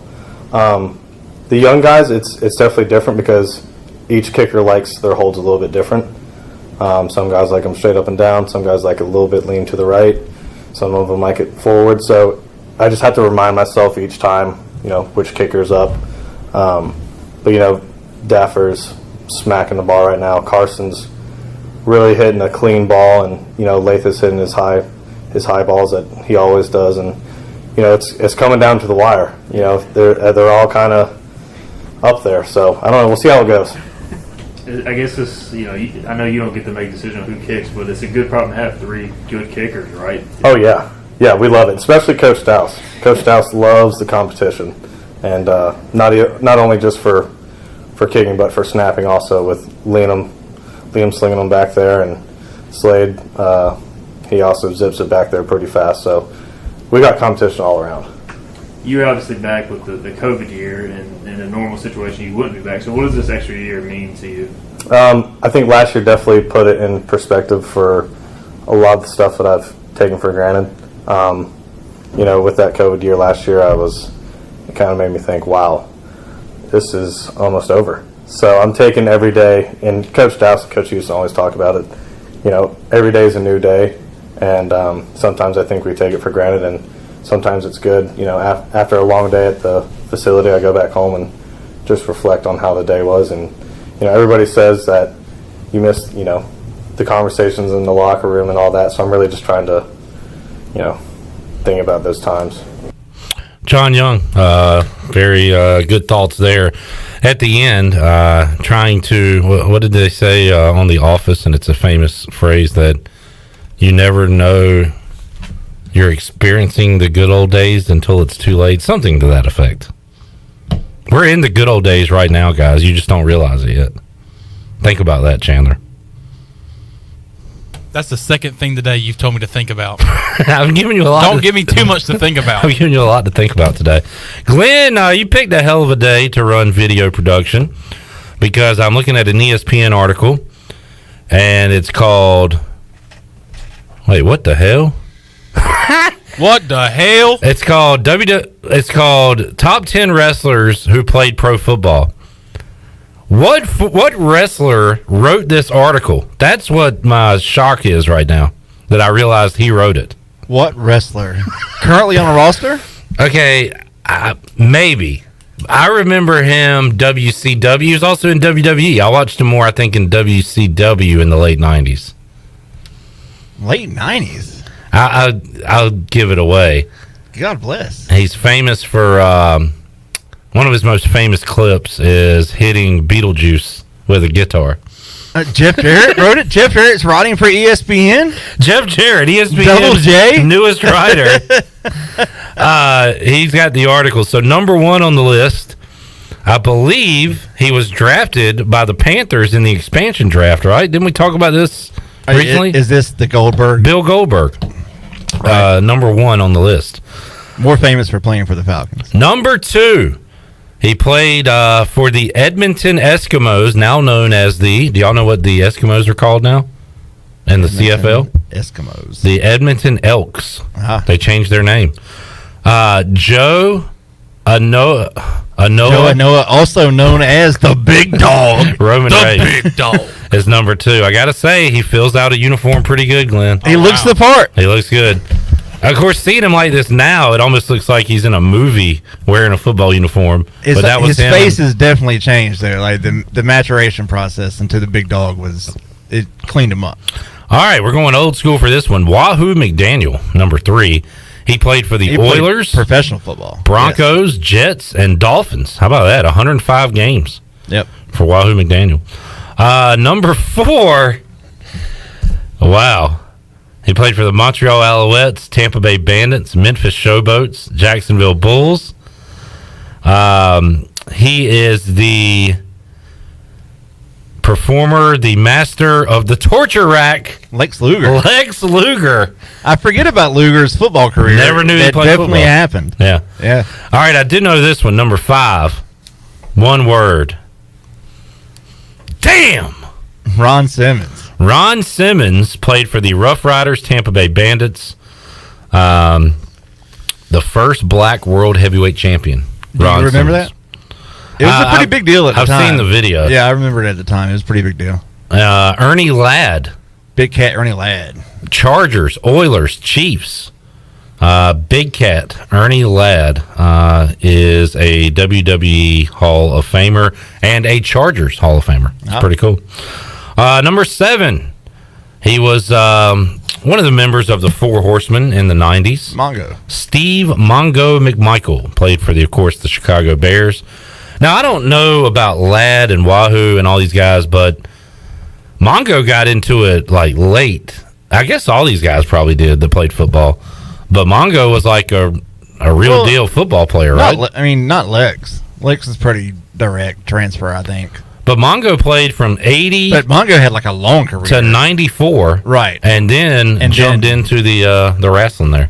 I wonder if there's I wonder if Kevin Green made the list or if he's how did he not? Number 8, Cincinnati Bengals linebacker Flying Brian Pillman. Yeah, that's a good one there. Number 9. Okay, I've seen this guy, I want to say, in Lucha Underground, maybe. Played for the Falcons, Patriots, Colts, Rams. Moose. Isn't he the current? Yes, he is one big dude? He is a big guy in Impact. Giant dude. Tied for 10th, Monty Brown. How do I know that name? He's most famous for the pounce. The alpha male Monty Brown, yeah. He played for the Bills, Patriots. Kevin Green. Hold on. I was wondering how this guy made the list. Kevin Green had like real football success.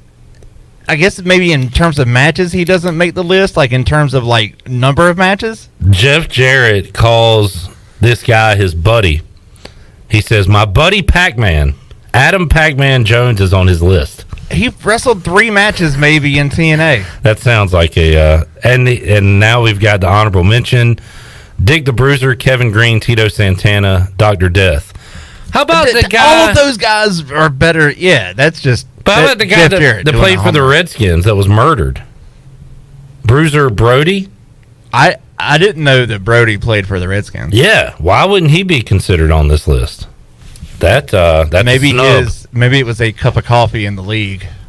Yeah, but Bill Goldberg. I get it. Like if you're making any list of wrestlers that were football players, and Brody's one of them, you got to put Brody up there. All right, never thought I'd be talking about a Jeff Jarrett article on the show on recently ESPN.com. Released by the WWE, and I guess he's landed as a journalist at ESPN. The Eagle has landed. All right, let's take a timeout. We'll come back. We'll track down Mully. We'll talk some football, baseball, golf, everything in between. That's on the way when we return on Pirate Radio Live on a Wednesday. Back with you after this.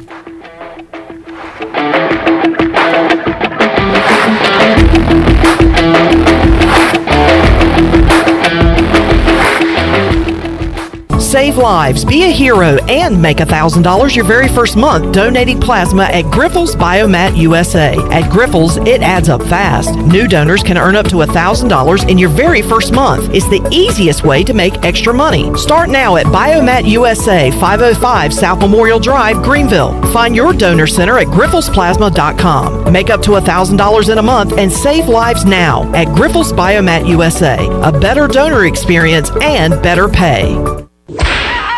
At Tiebreakers, we pride ourselves on serving big, juicy wings. I'm talking big and juicy.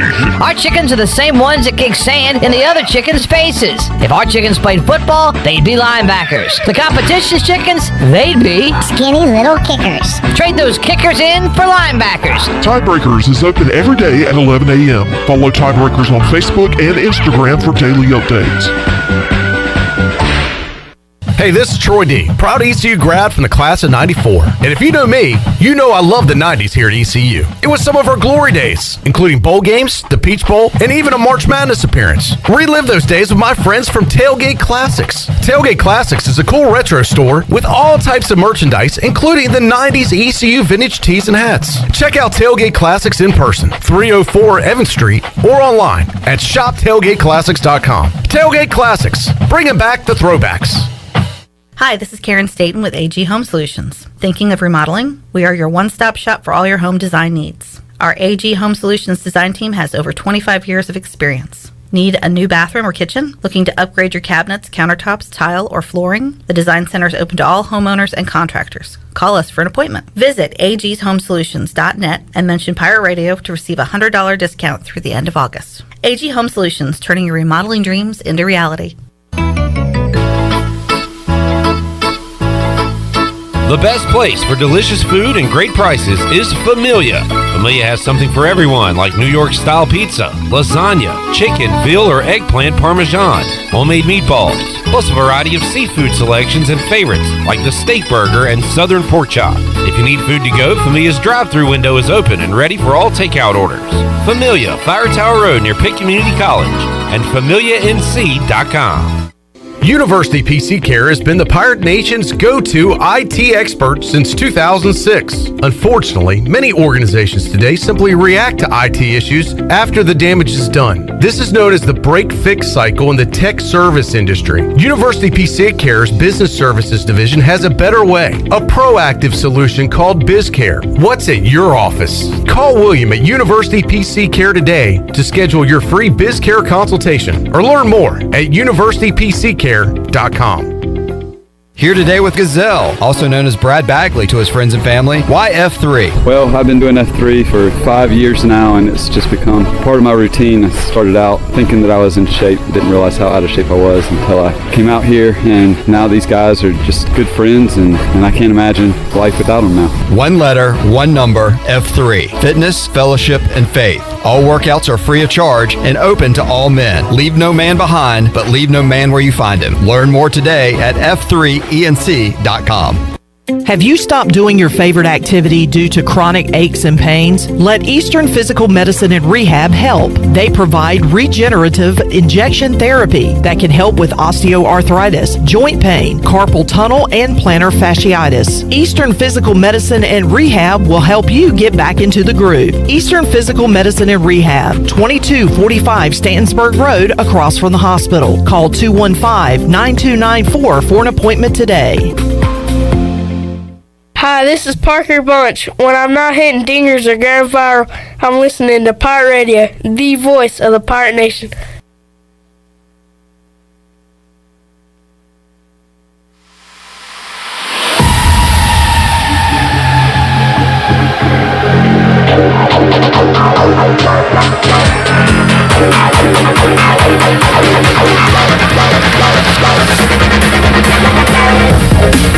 You're listening to Hour 2 of Pirate Radio Live. This hour of PRL is brought to you by Select Bank and Trust. Banking is banking until the service is not the same. Wouldn't you like to deal with a bank that is responsive to your needs, can make local decisions, and cares about you, the customer? Try Select Bank and Trust. Bank local. Bank select. SelectBank.com. Now, back to the show. Welcome back to the show. Town Insurance is your premier independent insurance agency for maximizing opportunities to minimizing risks. Town's insurance advisors offer expert professional advice to clients of all sizes. For personal or business insurance questions, call 756-8300 today. Now let's head back into Pirate Radio Live. Here's your host, Clip Brock. Back with you on Pirate Radio Live here on a Wednesday. Bryce Williams, former Pirate tight end, said to join us at 5 o'clock. We'll hear from Donnie Kirkpatrick, talk some Pirate offense with Bryce. Got Chandler Honeycutt, the big dog Glenn Griffin here. I am Clip Brock, and Mike Mullis joins us on the Fixed NC Live line. It is a great time of the year, Major League Baseball season. Still a ways to go, but we're starting to get into look at the standings mode. We've got NFL preseason, a lot going on, and Mully, great time of the year. How you doing, man?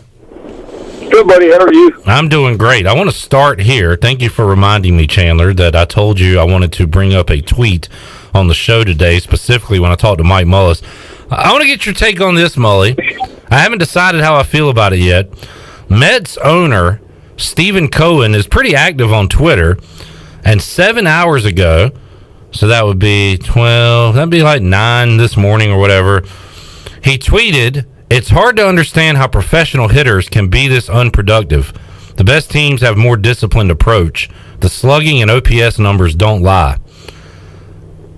So he's talking about his own team here, I guess, and how they stink. And we knew that I knew the Mets would flounder and blow this thing as they've done. The Braves have bypassed the Phillies and the Mets. But what do you think about an owner, using his Twitter as a platform to criticize players? Well, this isn't the first time we've seen this. Maybe not Twitter, but the criticizing part. I mean, Jerry Jones has made a career out of it. So I don't think this is anything new to us. At least Jerry Jones has some validity in the fact that he played the game. But listen, baseball is a game that is purely analyzed these days in the numbers. And the column to me that doesn't lie is wins and losses. Now, those other things obviously help you get there, and the Mets have, by all accounts, underachieved. And that dude spent a lot of money. I'm sure he's frustrated. They are the Mets. I mean, the best thing he could do is change the name. That seems to be another trend in sports. But it's, again, we're no stranger to this. It's just the Twitter format allows a lot more people to read it all at the same time and even be able to respond. And that would be my curiosity, would be to see the string of responses, probably in support of what he's saying. Mike Mullis joining us on the Fixed NC Live Line. Scary moment last night. A's pitcher Chris Bassett hit by a line drive, suffered a right cheek fracture and will require surgery, but he is doing all right. He actually sent out a tweet today thanking the White Sox and A's staff, front offices, owners. He said the support he got and the medical attention at Rush University Medical Center was fantastic. So good to see he's doing all right, Mully. That too we've seen before, and it is unfortunately part of the game. I know I got some friends who are acquaintances and friends with Chris Bassett. I don't know his. Do you know his relationship to North Carolina, Eastern North Carolina, Mully, the A's pitcher? I don't. Yeah. Normally I would have some inkling, but I know that's new to me. Yeah, but good to see he's doing all right, Mully. And let's go back to college baseball. This was the reason they weakened the bats years and years ago, right, Mully? These line drives to the infielders and specifically the pitcher. Yeah, at one point, man, the bats went through a phase of actually making it an unfair advantage to the hitter, and obviously the safety standpoint. But one of the things you learn through years of playing is reaction to the sound of the ball. It has balls hit well have a different sound. These bats years ago were composite bats, and they weren't as hot, if you will, until they were broken up. And once they were broken up, they didn't have a sound of good contact. So it kind of became fooling to your senses. You would hear a ball. It would sound like somebody had hit a ball. You remember the big red wiffle ball bat? Yeah. And that thump sound? Yeah. That's kind of what these composite bats had, like a bladder in them. And that was the sound they made. And it was... How do you break a bat, Mully? What does that mean? How did you do that? So, prior to those bats, you had BP bats, and then you had your gamers. And now I'm talking about not necessarily at a D1 program like East Carolina. They have, they're given bats, so they have, plenty. But in the like American Legion ranks, and even in some of the smaller college levels, you had your old bats or your BP bats, and your new bats or your gamers. Well, that completely flipped, and you used your gamers for BP so you could break them in. They had a shell on them, and the bat was straight. You take the plastic off of it, and it used to be that when you took the plastic off, that's as hot as that bat was going to be. Mm-hmm. Well, with these bats, you take the plastic off and just beat them to death. And the more you beat them, they kind of broke up the shell. It had like a spider web effect, and the bats just got hotter and hotter to the point where you would see guys beating them on like wood light poles or telephone poles, whatever, power poles. You would see guys beating these bats, and even went through a portion where guys were buying these rollers, and you would roll the bat through there with pressure on it to try to break up the shell. And those bats were incredibly hot and incredibly dangerous. Yeah, and we have seen a shift in that. And now, Mully, have they gone? Are the bats more alive now than they were years ago? Didn't they go like too far to the other side and they brought it back a little bit? Where are we now with the bats in college? And who knows? They established a standard that's called BB core, and I'm sure that there's somebody listening that could probably expand on this a little bit better than me. But everything has to be, there's BB core, and it's supposed to be exit velocities and whatever other measurables they have.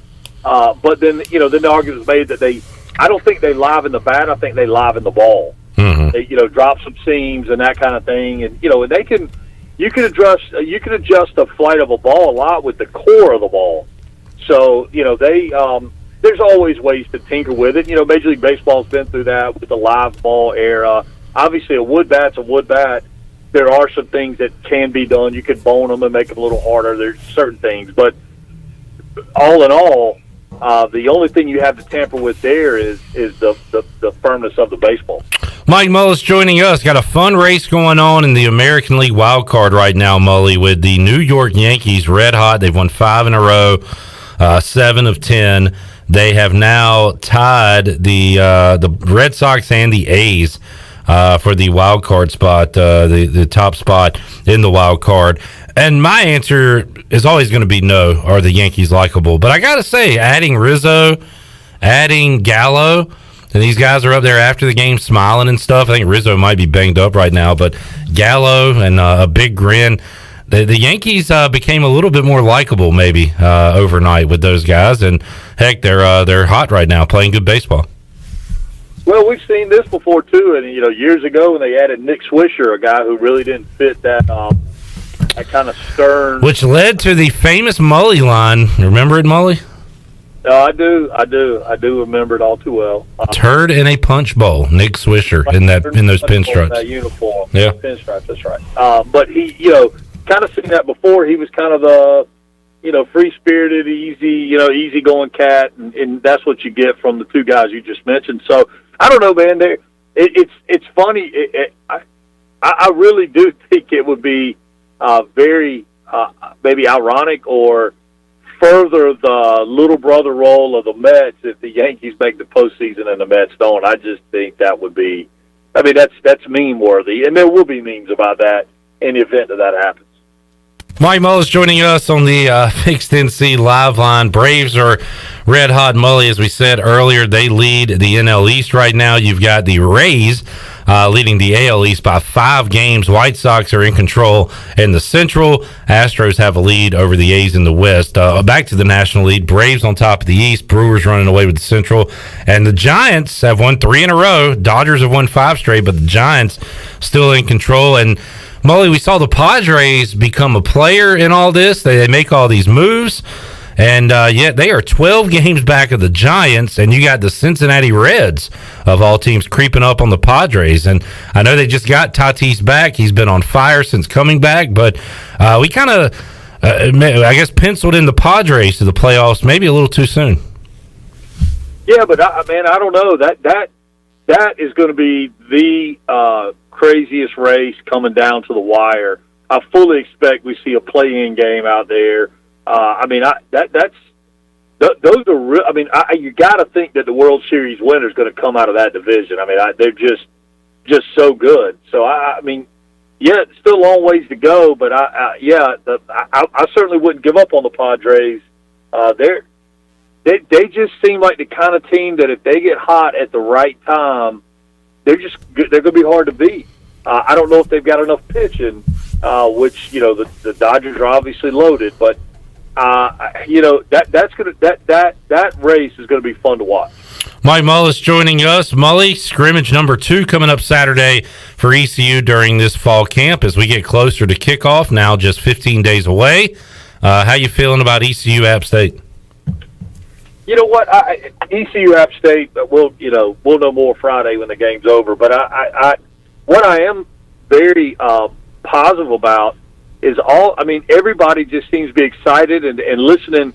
I think listening to the players on the show Monday, man, I thought they did a great job of conducting themselves and answering questions and giving you a feel for kind of what's going on there. So, I mean, I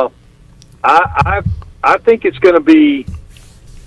I think it's going to be an interesting season, and I don't think the App State game dictates the entirety of the season. Obviously, I think maybe to get the bowl eligibility, we need to win that one. I mean, we're going to, the App game. So but I don't know, man. It is an exciting time, and it feels good around town to have that excitement back. No doubt, and people are pumped for the season. And Mully, I'll ask you, I've been kind of throwing out this question this week. How important is the App game for the attendance for the home opener against South Carolina? Is it a situation where people are fired up no matter what? If you lose by 14, people are still going to be, full bore for South Carolina. Is it a situation where if you go out and lose it by 14, 17 points, some people on the fence will say, okay, same old, I'm not going to the game. I know what it means if they win that game. People are going to be jacked up. It's going to be a party all week leading up to South Carolina. But what if they lose that game, Mully? What does that mean for attendance for the home opener? I think it's probably some of that is how they lose that game. And I'm going to tell you, the home opener, I think weather's going to be a big dictator for who decides to attend that game.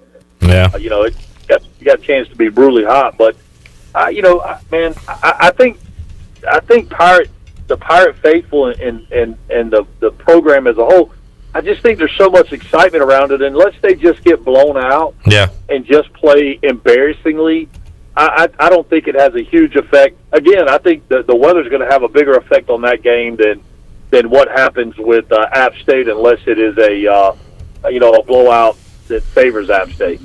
Mully, a lot going on the golf horizon as well, right? You've got, I guess, the playoffs starting, which I still don't fully understand. The playoffs, you've also got a Ryder Cup coming up, too. So something to keep an eye on for golf.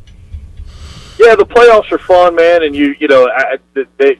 it's all kind of a points game and where you're at, and that gives you privilege to play in certain events, and you have to stay into those ranking levels to continue to move forward. So, I mean, yeah, it'll be it'll be fun to watch. It always is. And then the Ryder Cup, man, is just, it's the Ryder Cup. It's right up there. After the Masters, it's my favorite golf event, and I'm looking forward to it. I think we're heading into this. That's one thing COVID has done, has produced the opportunity for us to say several times over the last 6 or 8 months, man, what a great time for sports. There's just been so much compressed into tiny little pockets. So I think we're in another one of those, and I think it's going to be cool. And again, when you got football going, you got playoff golf, you got playoff baseball.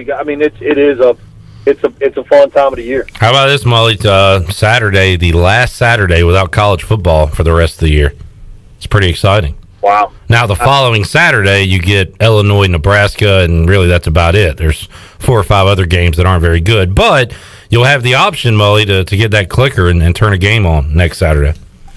Yeah, is Nebraska going to be able to play anything shake with their issues today? Yeah, I saw that. They are investigating the Huskers and Scott Frost for violations, and we were also talking about. It reminded me of Arizona State, where they brought in some recruits face-to-face during the COVID stuff, the non-contact period, and I don't think anything's been decided about that either. So, who knows, Mully? The way these things go, this might not be decided, a punishment until 2026, the way it goes. So, I don't know. No, you're right. Scott Frost will be on the market before that's adjudicated. Correct. Mully, thanks for joining us today, man. Yeah, man, always good. Mike Mullis joining us on the Fixed NC Live line. We called Mully. You should call Mully. 999-0001 if you have issues and you need, if you got damage and need help. Steve Hill asking during that segment, was that supposed to be funny? Let's see how long it takes Chandler. I'm going to say he gets it in 5 seconds. 4, 3, 2, 1. All right, Chandler, we'll move on and go to break. Bye. Was that supposed to be funny? There it is. And it's crazy because that was worth the wait. While he was on, I was like, all right, I'll keep my eye on the was that supposed to be funny audio, and I lost track of it. So anyway, No problem. But no problem at all. yeah, was that supposed to be funny? Was that supposed to be funny? That interview had more of a serious tone. It wasn't supposed to be It that was, funny. and touched on a lot of things. That we did. Let's take a time out. We'll wrap up hour number 2. Get you ready for hour 3 when we return on Pirate Radio Live. We are back on a Wednesday after this.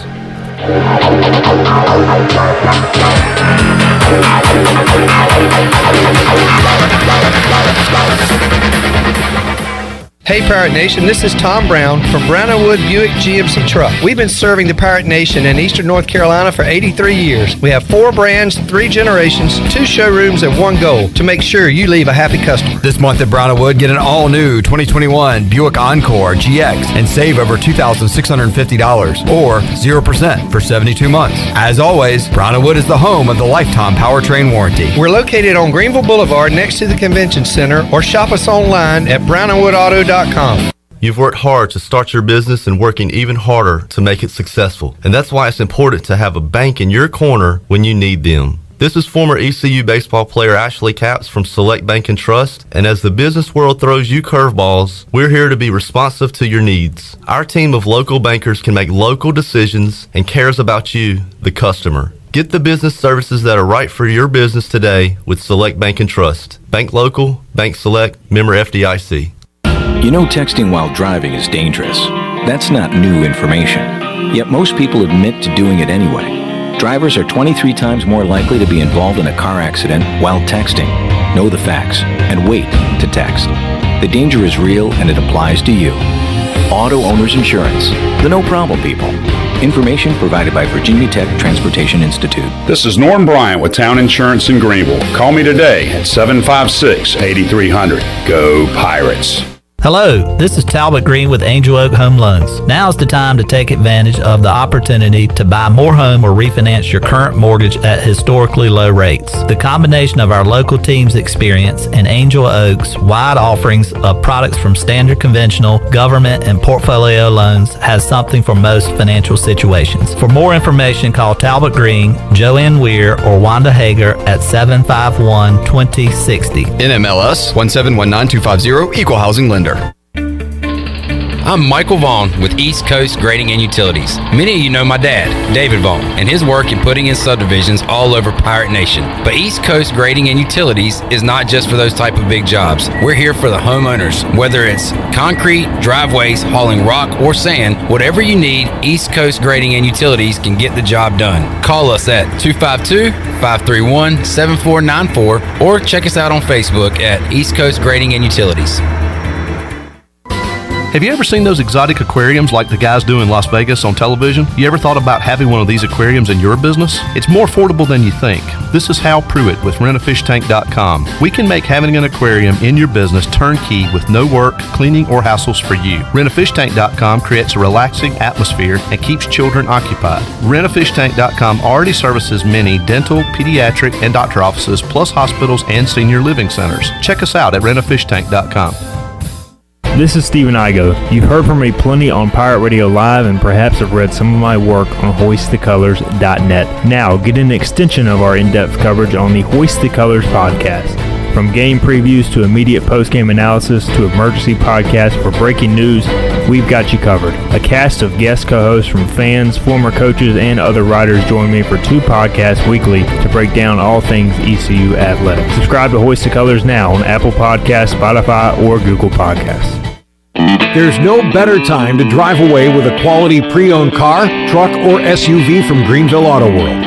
Greenville Auto World is your authorized rough country dealer. We specialize in lift and leveling kits along with custom wheel packages. Whether you're looking for ground clearance or enhancing the appearance of your vehicle, trust our team for your off-road experience. Greenville Auto World, 3840 South Charles Boulevard across from Hardee's at Bell's Fork, or online at greenvilleautoworld.net. Pirate Radio is the voice of Pirate Nation.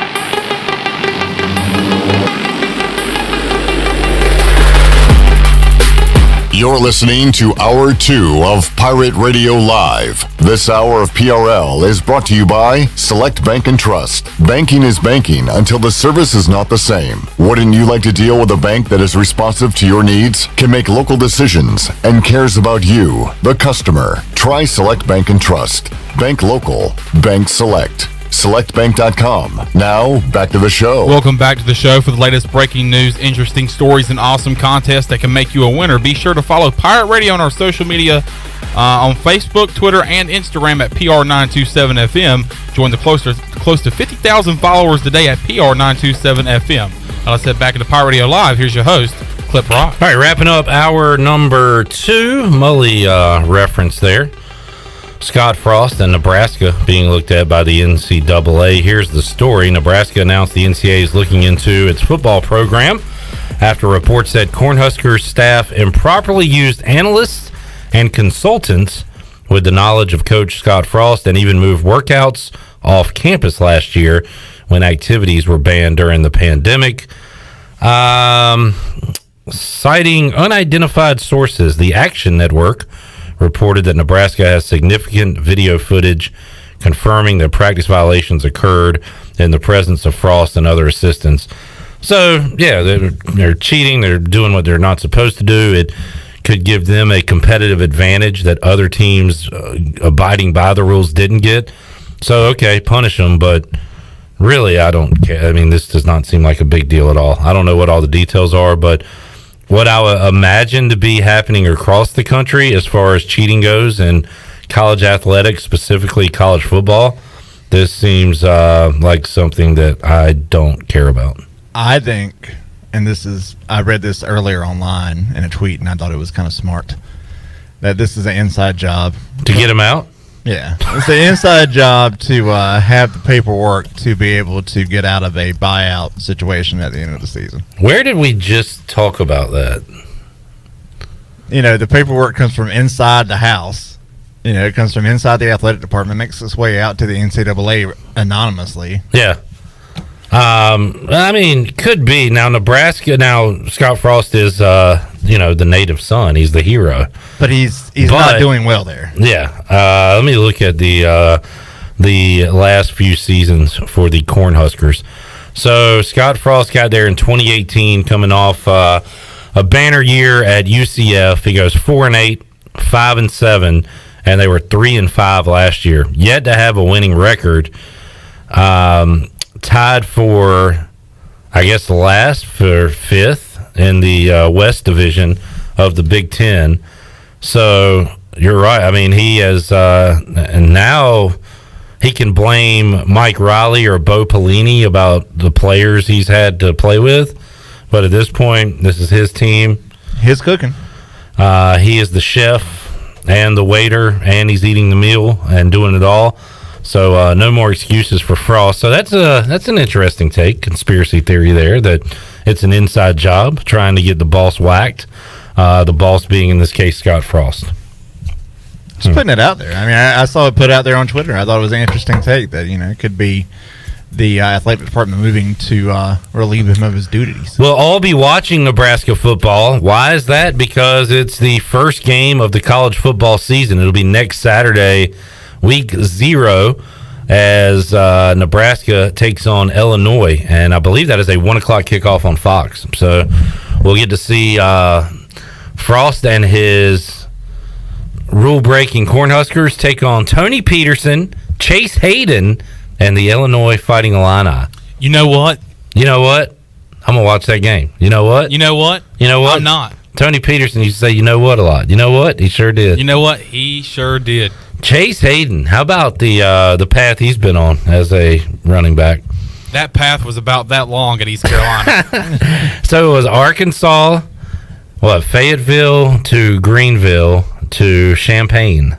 Has been Champaign, Illinois, for running back Chase Hayden. It is so crazy to think about ECU's running backs heading into last year and how it turned out, because you had Darius Penix, you had the previous year's leading rusher Demetrius Mooney, and you had this Hayden from SEC school. We got our guy. He's going to be a stud. fumbles against UCF, did not get a ton of carries after that.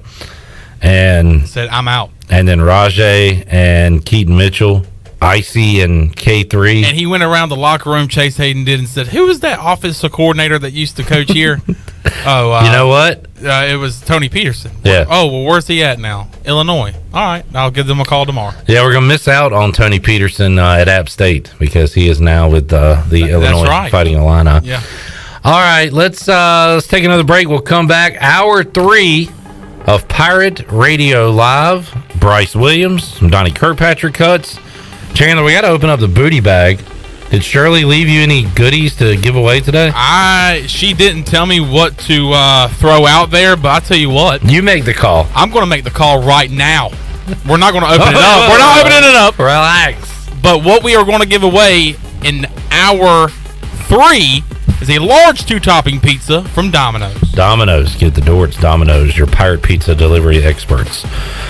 We'll be doing that later on this hour as well. We got 1 hour to go on Pirate Radio Live. Stick around. It's on the way after these words.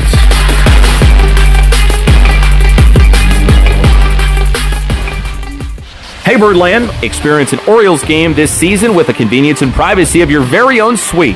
Choose from an array of options and prices to gather with family and friends or entertain clients. Each suite features climate-controlled interior seating, a private restroom, and comfortable outside seating. Plus, enjoy the best views of Camden Yards. Suites can accommodate 8 to 22 guests. Capacity is limited, so select your dates and purchase tickets now. Learn more about single-game suites at Orioles.com/suites. Here with Mike Mullis from Fixed NC. And Mike, you were telling me the other day, people ask you all the time, I didn't know you did that. What does that mean? You know, anything that involves property damage repair, call us first. If it's your crawl space, you've got interior humidity issues, a water loss, your ice maker line breaks, obviously fire and smoke, everybody knows we do those. But anything that involves interior or exterior property damage, we're your repair experts. Mike, how can everybody get in touch with you? 252-999-0001 or fixednc.com. Hello folks, this is Jamie Lane with Carolina Hardscapes and Mulch. We believe that making memories with your family and friends is what life is all about. If you have a dream of having a backyard patio, fireplace, pool, walkways, fire pits, or more, then Carolina Hardscapes is the place to call at 364-1201. You can stop by our outdoor showroom on Fire Tower Road across from Bostic Sugg Furniture. At Carolina Hardscapes, we look forward to making your backyard the place to be. Find us on the web at carolinahardscapesandmulch.com. Ahoy there, mateys! It's Captain Jack Spare of R&R Tire Express, your local tire and wheel shop in Greenville, offering affordable, easy payment options for easy ownership, savvy? Our customers love our treasure of tires and wheels, easy payment options, and customer care package, too. To learn more about R&R, stop by 3920 US 264 or rnrtires.com.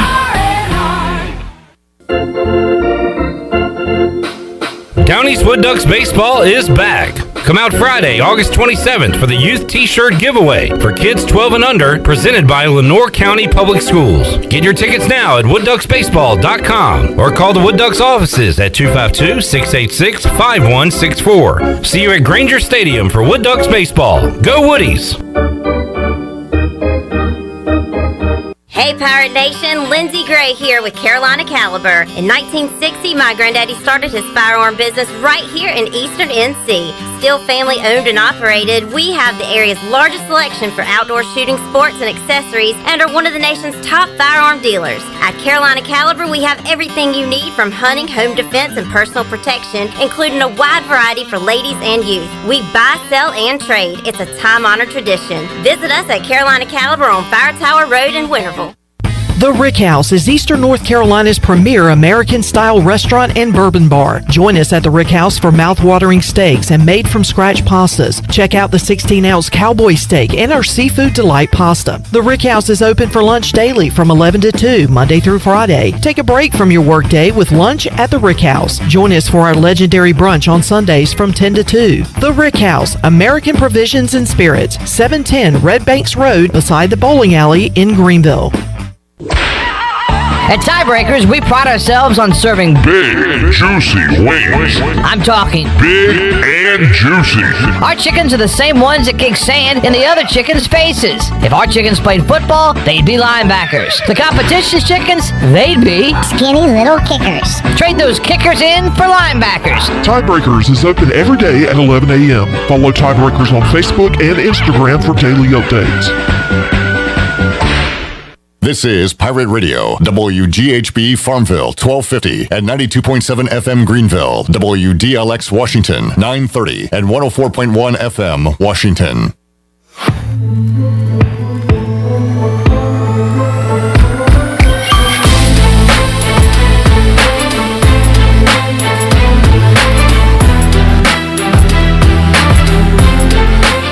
You're listening to Hour 3 of Pirate Radio Live. This hour of PRL is brought to you by Bud Light, reminding Pirate fans to stay in the game and drink responsibly.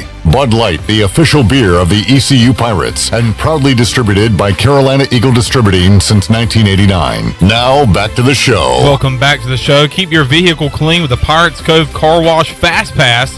The Fast Pass allows you to have unlimited car washes every month at every location. Pirates Cove Car Wash has locations on Greenville Boulevard, on Greenville on 10th Street, Fire Tower Road, and Memorial Drive. Pirates Cove Car Wash, the ultimate car wash experience and the official car wash of ECU Athletics. Now let's head back into Pirate Radio Live. Here's your host, Flip Rock. Alrighty, back with you on PRL here on a Wednesday, counting down the days, 15 in fact, away from East Carolina and Appalachian State on Thursday, September the 2nd. Chandler wanted you to shut that door, Bryce. He was trying to get your attention. If you don't mind, buddy roll. Thank you, sir. Appreciate that. Yeah, don't cross the streams, but we did, unfortunately, with Bryce. 15 days away. Pirates and App State going at it at Bank of America Stadium in Charlotte, and we are locked and ready to go for another year of great coverage here at Pirate Radio. Our 4-hour Bud Light pregame tailgate, our however long it takes, fifth quarter call-in show. About an hour, average of about hour 45 minutes. If we can win and get more interest, we'll take that back to 2 and 3 hours like it used to be. And we'll have some celebratory editions of that show, and it's a lot of fun talking about Pirate victories on a Saturday eve. Bryce, welcome back to the program. Hey. How you doing, bud? I'm doing well. Good to see you. We'll get to hear from your old position coach, Donnie Kirkpatrick, today. Oh, cool deal. As he spoke to the media, and he likes to talk, and we like to hear him talk because he has a lot to say. In fact, Chandler, let's go ahead and get started with Donnie Kirkpatrick. Here's part of what he had to say earlier this week after East Carolina football practice. Well, Coach, I see the same thing. Your thoughts on the scrimmage coming out of it on Saturday? Well, I have a lot of thoughts about it. And, the thing that you like about going into the stadium is it makes it more game-like. And then we had a non-scripted scrimmage. So Coach had an idea what he wanted. I know what he wanted now, but we didn't know going in, so we had to prepare just like a game.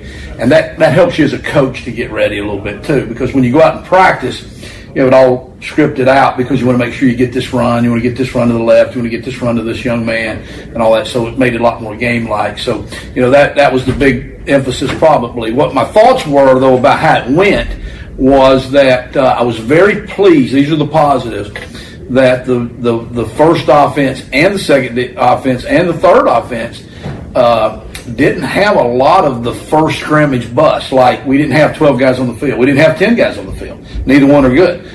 We didn't have anybody wrong substitution in the game, okay? We didn't have really a lot of penalties. The first group really only had one penalty. A guy jumped off sides, which for the first scrimmage, that's almost unheard of. You know what I'm saying, really? So those things are pleasing. The first offense did not have a turnover. They did not have a turnover. We did put the ball on the ground 2 times, okay, that we were able to get it back. So, those were some of the good things about it. We did have some big plays. We didn't have enough big plays, I didn't think, by the one offense. Now, you're going against your own defense, so that, it's a tough little deal right there. The thing that did kind of stand out a little bit, though, was I didn't think that the second and the thirds were very good. And you have to be careful of that as the coach. You're sitting there in the press box and you kind of get frustrated, because you got three different groups going. The third group's probably your scout team, okay? Those guys that are redshirting or whatever. So you've got to bring them on. You want them to do good, so you're getting frustrated at them. They're probably not going to play in the game for a while. The second group really does need to be ready. We did have Sean Bailey out up front. And then we had that little dude makes all those one play. I can't think of his name, whatever his name is. He wasn't in there. And, that really makes a big difference. You'd like to have him. But, wow, what great practice, because how about if he's not in the game? Or how about if the team just takes him out and double teams him like Central Florida did last year? It forces you to say, man, we better have a plan for what happens if we don't have what's his name, Tom? Tyler Sneed. Yeah, there you go, Tyler Sneed. So, and then just to wrap it up, because I know I get long-winded here, I didn't think we had maybe the excitement on the offensive side of the ball that I would like to have seen us have. And, it's the first time coach is in the press box, so I don't know. I don't think I had anything to do with it, that I wasn't down there. But I just saw, even we scored on the second drive, the offense did, with a really nice throw by Holton to Cam. And, we had an end zone view. You can see the sideline. About three guys went, like that. Well, that's in a touchdown in a game. I mean, because we're playing it I'd like to see a little more excitement. Later in the scrimmage, Raji Harris made one of the greatest second effort, third effort runs that I've ever seen. It was an unbelievable run. We blocked it well. He popped it. Then about 17 guys hit him. He spun out of it, fall. And I didn't feel like we were chasing the ball or everybody was. I would have thought the coaches would have been having to hold everybody back. So I didn't think we were at that mentality. That's one thing we talked to the offense about this week about let's play every down, every situation like it is that Super Bowl. So that's my thoughts. Just that. Good thought. There is Donnie Kirkpatrick there. Bryce was laughing at something that he heard. Donnie Kirkpatrick apparently uses a number a lot. Constantly, yeah. If he's referencing something like Raji Harris, 17 guys hit him, and he's used that number probably. I mean, ever since I started, ever since I played. So that's hilarious to know he's kept that going. I wonder if it's related to Dwayne Harris. We think it's me, Zay, Hardy. We all think, and all the other inside receiver guys think it's for Dwayne Harris. And now everything that happens that he attaches a number to, it's 17. It's a reference to Dwayne. Oh, yeah, for sure. But now it's just become a habit of when he needs to just throw out an arbitrary number, it's 17. Yeah. Right. Yeah. Honestly, he did it. I mean, every time he needed to reference a number, it was 17, even when I played. So that's hilarious. He's still doing that. Let's hear more from Donnie Kirkpatrick from earlier this week after Pirate football practice. How is the offensive line responding to this many days of consecutive heat? It's hard. It's hard on the big guys. Those guys are all 300 plus, and you kind of say, well, you got to challenge those guys. Those guys got to be the tough guys, but it is the hardest on the offensive line guys. And so Sean Bailey's been out. Now you're one down. Somebody has to move up. Somebody has to get double reps.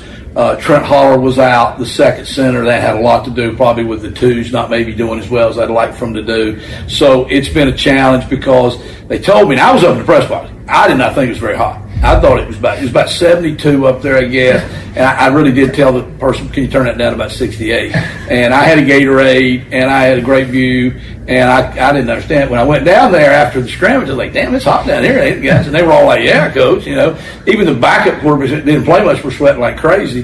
They said the heat index was 106. So I thought, well, okay, you got to take that into consideration. Now, we all know that if you live in this part of the world and you're going to play football games in early September, okay, that could be the case. We've had some games like that. So we expect Charlotte to be hot. We expect the first game here at noon, since Tom scheduled that game at noon with South Carolina, to be a hot game. So it is stuff. We're doing it, and we need to do it. But that doesn't make them feel better while they're going through it. But they're a tough group. Coach Shanks, he's phenomenal. He ain't going to let them get an inch. Does Shanks handle the heat better than the players? No. No, he does not. Have you noticed any separation in the battle for the backup quarterback spot? That's a thing that I'm about to what little bit of, that's why I have a little less hair, I guess now. I'm pulling it out because there's three of them, Mason Garcia, Alex Flynn, and Ryan Stubblefield, and they've all done good stuff, and then they've all not done good enough to really claim that job. And so I heard one of your comments, somebody said something to Holton about it, but you didn't get to play enough. We played 40 snaps, but that's why he only plays 40 snaps, that's our preseason game, is because we have to make ourselves play those other guys, because it's reality. Eventually you're going to have to play somebody else. So you get out there and you want to compete, and everybody wants to win, everybody wants to taunt the other side a whole bit, but you have to fight that as a coach and say, yeah, but we can't just leave Holton in there. Holton was 16 of 21. Tom counted it wrong. I think he had him 14 for 21. He's from Texas. They don't know that. So he was having a pretty good day. If you leave Holton in there, you're going to look a lot better no matter what. The other guys all had good days today, though. Okay, again, so I'm just going to have to make a decision eventually, probably, and go with your gut feeling, because they're not doing it right now. Would you ideally like to make that decision after the scrimmage, like especially when the app prep begins after this? That's exactly what the thoughts are.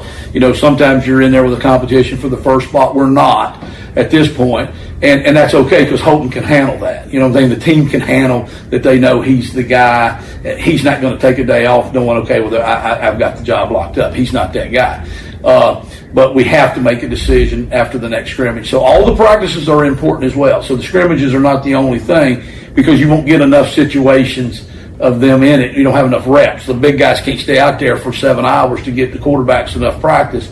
So we'll have to judge it on. Like, we had a really good team period today, and all our team periods are scrimmages. They're really live. I mean, there's no holding back. Got a great red zone deal. Those will be tremendous reps to grade from the quarterback, see how they did, and then, but the scrimmage Saturday, I got to get them equal numbers, try to get some situations, created, and then we'll have to make a decision. We'll have to go with it, because it's time to roll. Then it's time to go play ball. Donnie Kirkpatrick there, the second scrimmage of fall camp coming up on Saturday. Bryce, would it shock you to hear that the defense, and he mentioned there, if Holton Naylor stays in the whole time and they run with him, then the offense probably would have had a better day. But overall, the defense won the scrimmage on last Saturday. Seems like that's kind of the case, right? The defense is ahead of the offense. Yeah, I think we've had, during our scrimmages, we've had days when the defense seems to get the edge on us, or we just typically beat ourselves in those scrimmages with, missing assignments or turnovers.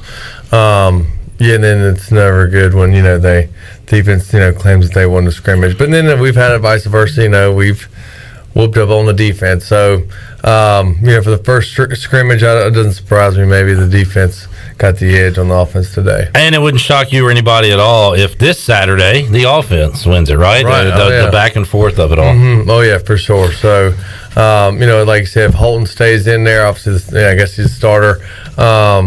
Hopefully that gives, the offense the guys. Because, when you go out there, you're not just, obviously it's for fun, but, you're trying to, improve and sharpen your skills and, in the plays and everything during those scrimmages, even though it gets a little tough when you're going against the same people for, I guess, spring, then summer you don't really go against that crazy, but into the fall, so it gets a little monotonous going against the same guys, and they're calling out the plays, or they just know set up, and just they obviously got a feel for you, so it makes it a little frustrating sometimes during scrimmages. Yeah, and Donnie Kirkpatrick said it there, Mike Houston said it earlier, this is a huge Saturday, and really Thursday, Friday, Saturday, for the guys behind Holton Naylor's at quarterback. They need to go ahead and figure out and cement who's going to be the number 2 quarterback, right? Because I was thinking about it, Bryce. Shane Carden was able to stay pretty dang healthy his whole career, right?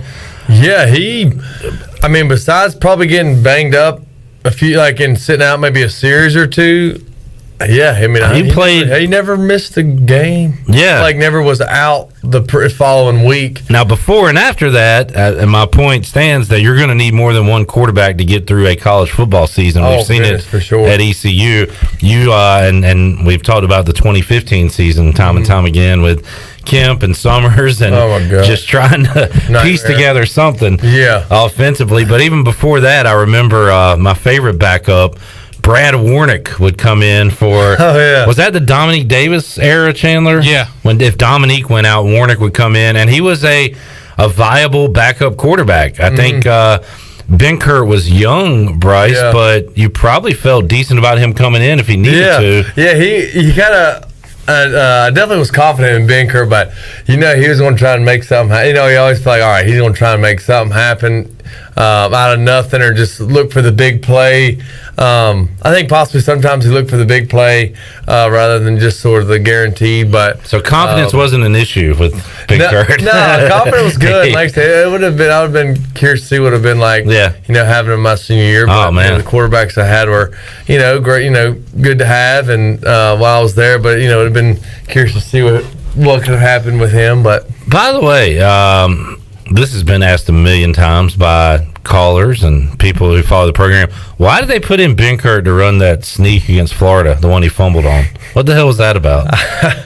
That's out of my pay grade. I ain't got a clue. I just said, okay. You just run what's called, right? But no matter who's in there. Yep. All right. Well, maybe we'll get an answer on that one day. All right, let's take a timeout. We'll come back more with Bryce Williams, more Pirate football talk, and at the end of next segment, we will make you a winner and open up the Pirate Radio booty bag on a Wednesday. More to go on Pirate Radio Live after this.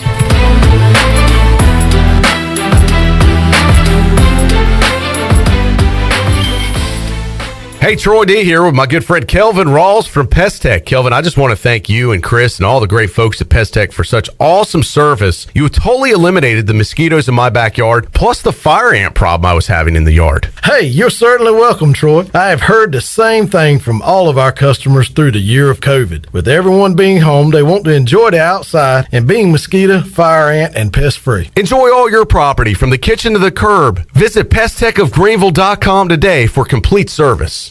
The Pirate Radio Podcast. Now, Wes, you have a incredible ability to be able to spit off our IP address, but not have your zipper up on your pants. It's an amazing talent. Listen to every Pirate Radio podcast now by visiting our podcast channel and subscribing in Apple iTunes or SoundCloud. The Pirate Radio Podcast is powered by White Claw Hard Seltzer, proudly distributed by Coastal Beverage. At Jersey Mike's, we take great satisfaction in getting that perfect meat slice. Yes. But we don't do it for fun. We do it for fresh. Because slice to order makes a sub above. Alone, chicken, onions, peppers, and cheese have potential. Together, they have a purpose, a destiny, and a name. Jersey Mike's number 16 Chicken Philly. Because grilled to order makes a sub above. If you're recovering from an injury, getting back into sports, dealing with everyday pain or fatigue, then Kinetic Physical Therapy and Wellness can help you get back on track and live well. Kinetic has a saltwater heated pool, perfect for athletes with ankle and knee injuries that will allow you to start training and running sooner during the recovery period. This is Dr. Shondell Jones, and you deserve to live well. Call us at 364-2806 or visit kptonline.com. Go Pirates! I'm Sam Jones, and for more than 3 generations, my folks have kept the fires burning for Eastern North Carolina Whole Hog Barbecue. At Sam Jones, you'll find our smokehouse pumping out wood-fired meats, cooked fresh every single day. There are no freezers at our place. Everything, and we mean everything, is made fresh daily, including our sides, sweets, and sauces. Stop in and see us, and I bet you'll be able to taste our passion in just one bite. At Sam Jones Barbecue, you'll find plenty of smoke, but no mirrors. Hi, this is Jeff Charles, and welcome inside the booth. Another college football season is around the corner. My fearless AAC predictions are next.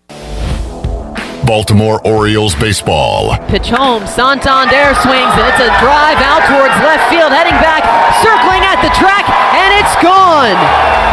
Anthony Santander loves Casey Mize. Back-to-back jacks for Santander. He cuts the lead 6-2 in the fourth. Catch all the O's action right here on Pirate Radio, your home of the Baltimore Orioles. The American looks like the big two, Cincinnati and UCF, a couple of bona fide top 25 programs. After that, it's tough to pick a third-place team. SMU, Memphis, Houston, Tulsa, maybe even Tulane are bunched in the middle. That gets us to the Pirates. ECU coming off a 3-6 season. should be better. It's Mike Houston's third season of a major rebuilding job. He's 7-14 after 2 years, which is not surprising considering the train wreck that he inherited. Quarterback Holt Taylors is poised for a big year. Running back Rajay Harris and Keaton Mitchell are blossoming stars. The receivers, led by Tyler Steed and C.J. Johnson, can be potent. If the Pirates just get decent offensive line play, they'll score points. Now to the defense. In this league, it is so hard to stop American offense. If they can get the defensive average down to about 29 points per game, the Pirates will win their share of games. Maybe 6-6. It's doable. Come on back again next time, and we'll visit inside the booth. This is ECU basketball coach Joe Dooley, and you're listening to Pirate Radio, the voice of the Pirate Nation.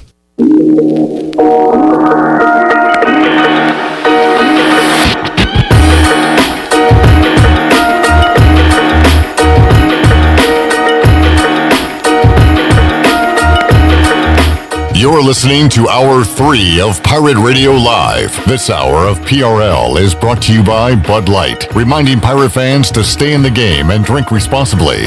Bud Light, the official beer of the ECU Pirates, and proudly distributed by Carolina Eagle Distributing since 1989. Now, back to the show. Welcome back to the show. Thinking of remodeling your home or business? AG's Home Solutions has been serving the remodeling needs for Eastern North Carolinians since 2017.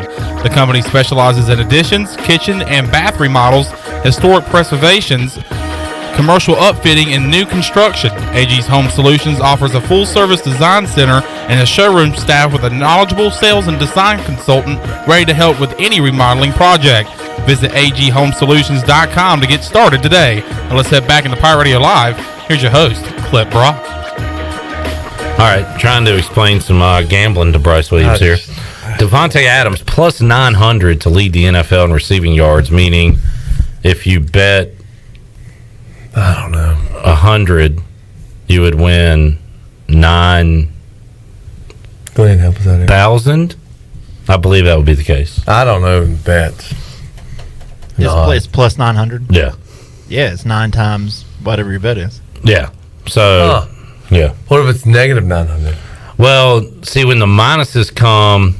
So now here's another example. Aaron Jones, over under 1,800 yards. It was minus 130 or whatever.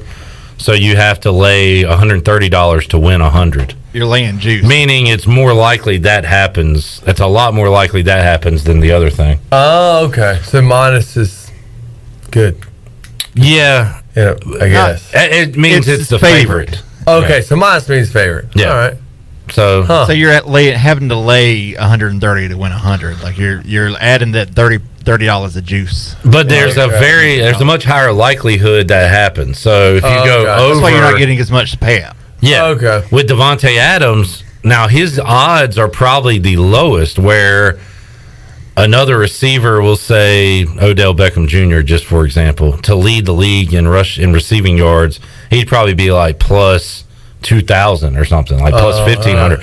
So Adams has like the lowest odds, but the payout is so good because he's going against every other receiver in the league.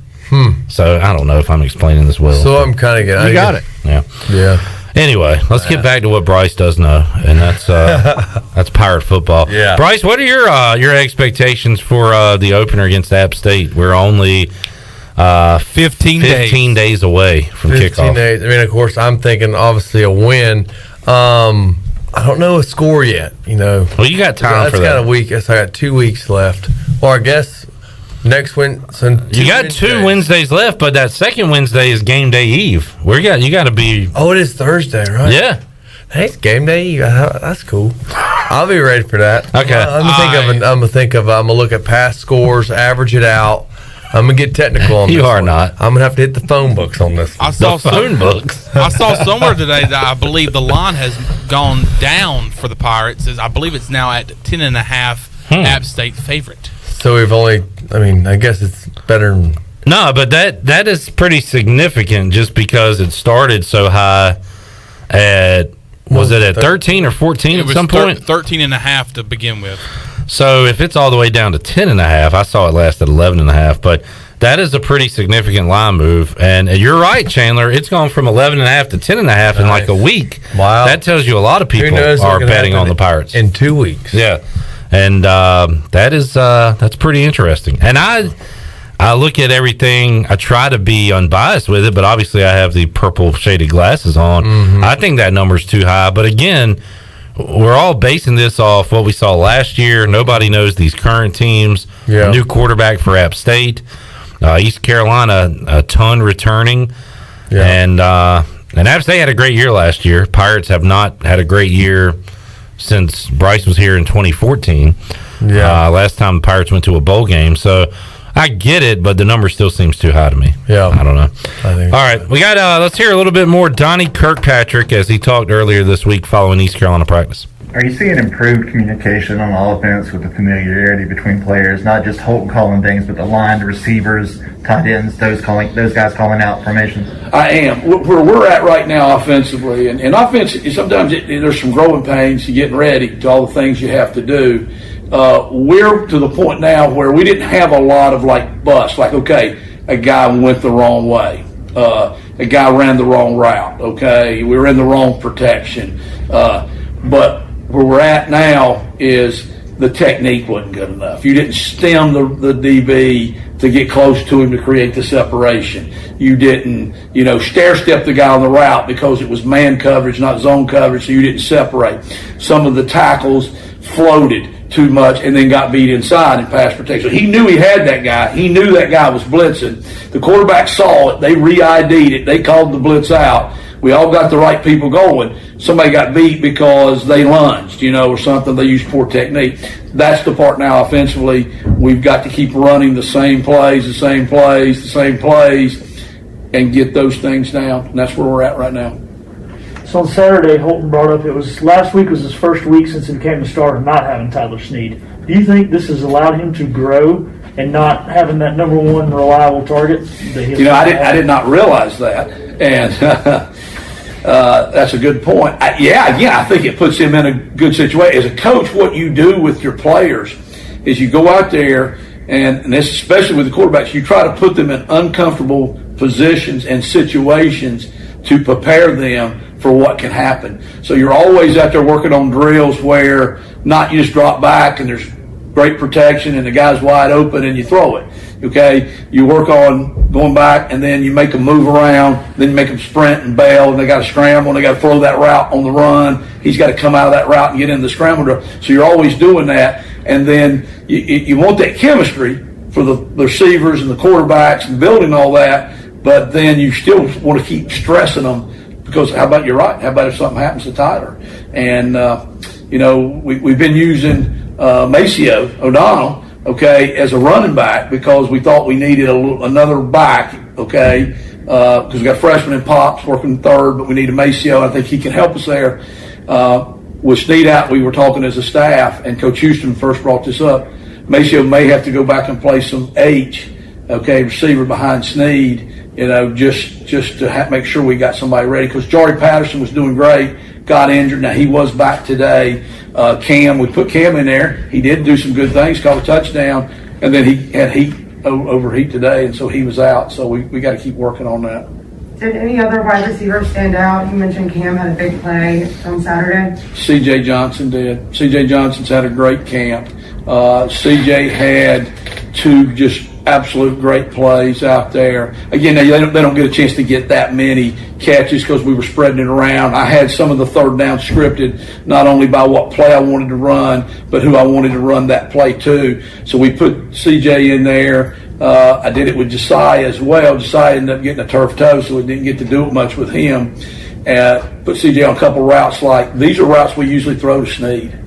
Okay, this is a route we could call it Snead because that's who we throw it to. All right, Snead's not in here. CJ, you're getting that route today. And he went out there and made that play, so that was really, really encouraging. And then right before the half, we did a 2-minute drill. And CJ had a great play on a 3rd down and 8 where he made the catch, turned up the field, hard physical play, made the first down, or we would have been in a punt situation, made the first down and got out of bounds. So I thought he was the other one that stood out. Do any of the backup quarterbacks offer anything that Holton Is there a situational thing that any of the guys offer, or are we strictly looking at a backup quarterback? Well, I think no, because really I think Holton can do what we need him to do or what we want him to do. Walter Simmons, the true freshman, is an absolute bullet as a runner. You know what I'm saying? So sometime in there, that might become a plan. Walter had the death in the family. He missed about 5 days of practice. I got him back in the scrimmage quite a bit, but didn't get a chance to really get loose. He does have maybe that other ability. He can run at a different level. Yeah, I mean, Holton's a good runner. This guy right here is an exceptional runner.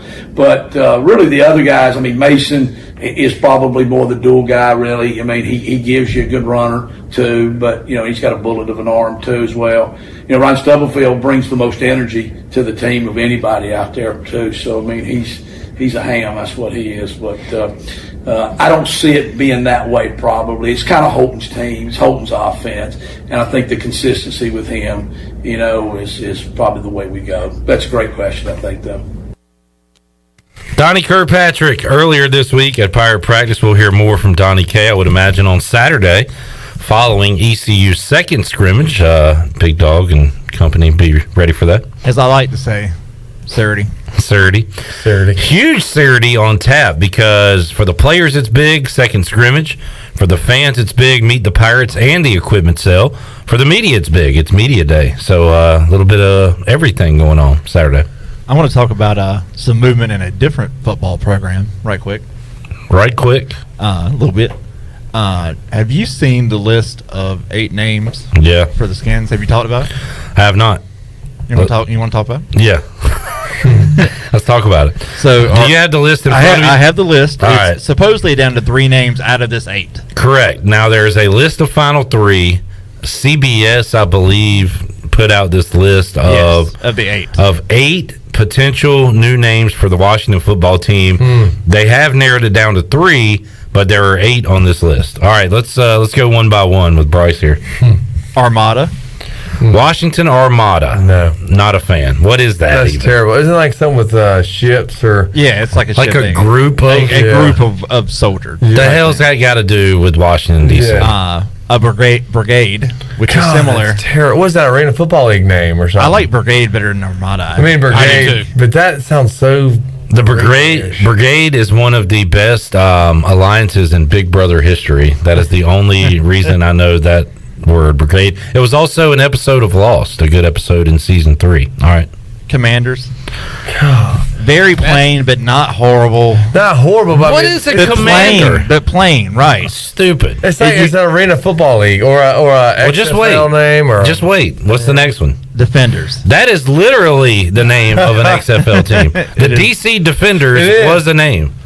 No, you cannot be an XFL team. I'd rather just have like Washington football team, honestly. Well, okay. Guess what? So, Presidents is an option. That's Once again, don't like that's it. Lame. That's lame. It's going to lead to a lot of stupid jokes. That's People the that think they're funny. Yeah. Red Hogs, which is All fine. right, so Red Hog. If you know the history of the Washington Redskins, the Hogs were a legendary group of offensive linemen during the Super Bowl years. Right. With Joe Jacoby and George Stark and Mark May and Jeff Bostic, and I just left one out. I shouldn't have started. So Washington Hogs would be cool for old-time fans. I guess they want to throw the red in there, you know. I mean, I think you got to have that in there for trademark purposes, maybe. Washington Red Hogs. I don't like the name, really. I'd rather it just be Hogs. Like, the bad thing is, you obviously being a Skins fan, you know, like, it's probably hard to even hear it. I'm just like, no, none of them are going to sound right. Anything besides other than Redskins will sound terrible. Yeah, I mean, it just. However, the next one on the list, I've resigned myself to accepting, which would be the Red Wolves, the Washington Red Wolves, because that's that would hell to the Red Wolves. You could still do HTTR. I think reluctantly a little bit, Bryce, but like I've said, if that's the name, I'll be okay with it. I'll go. It would all be NC Statish though. You'd have Howlin' Wolves at the game. I don't care. I can separate that. They're not the Wolf Pack. They're the Red Wolves. It's all terrible. To me, I think just Washington play. It's almost like Oakland Athletics. The last one is yeah. And then baseball. That's all. I mean, isn't that kind of just general? Because they don't have a mascot, right? Well, they have an elephant for some reason. Kind of like Alabama Crimson Tide. Why do they have an elephant? Right. So Washington can have an elephant. But the last one on the list is what? The football team. Washington football I team. think Washington football team. I'm fine with keeping it with that. I think It's you might as unique. well. Yeah. There's only one team in the league like it. Exactly. We've done it one year. They beat the Cowboys twice. They went to the playoffs. It's kind of worked. So, and it seems like more of a classic name. I mean, I like the uniforms. They're very classic. They kind of look I love the Bama-ish. numbers on the helmets. Yeah. I mean, it's unique. It doesn't sound like we've already mentioned the XFL team, Arena team. Yeah.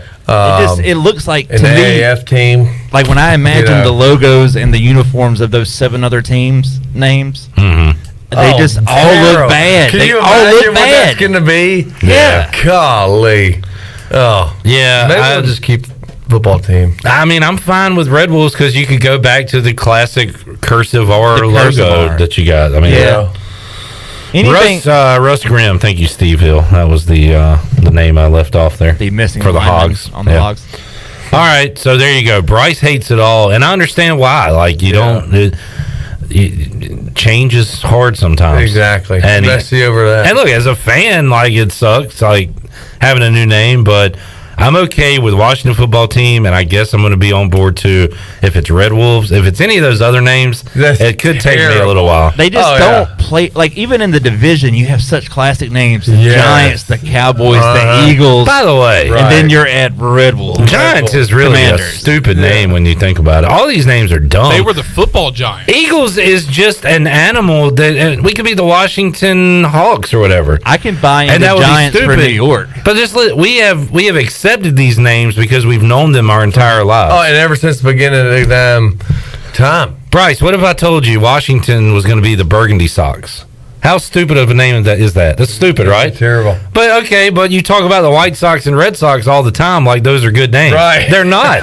They're stupid. That's true. But we've accepted it because it's been in our lives since we were born. Right.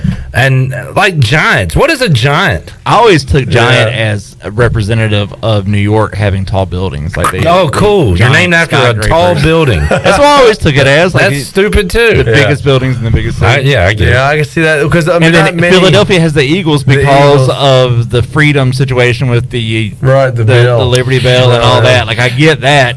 And then I can Dallas see has the that. Cowboys, which makes sense. And the Panthers are stupid because there's no Panthers in North Carolina. There are Panthers in the mountains. Those are mountain lions. We call them Panthers around here. Who does?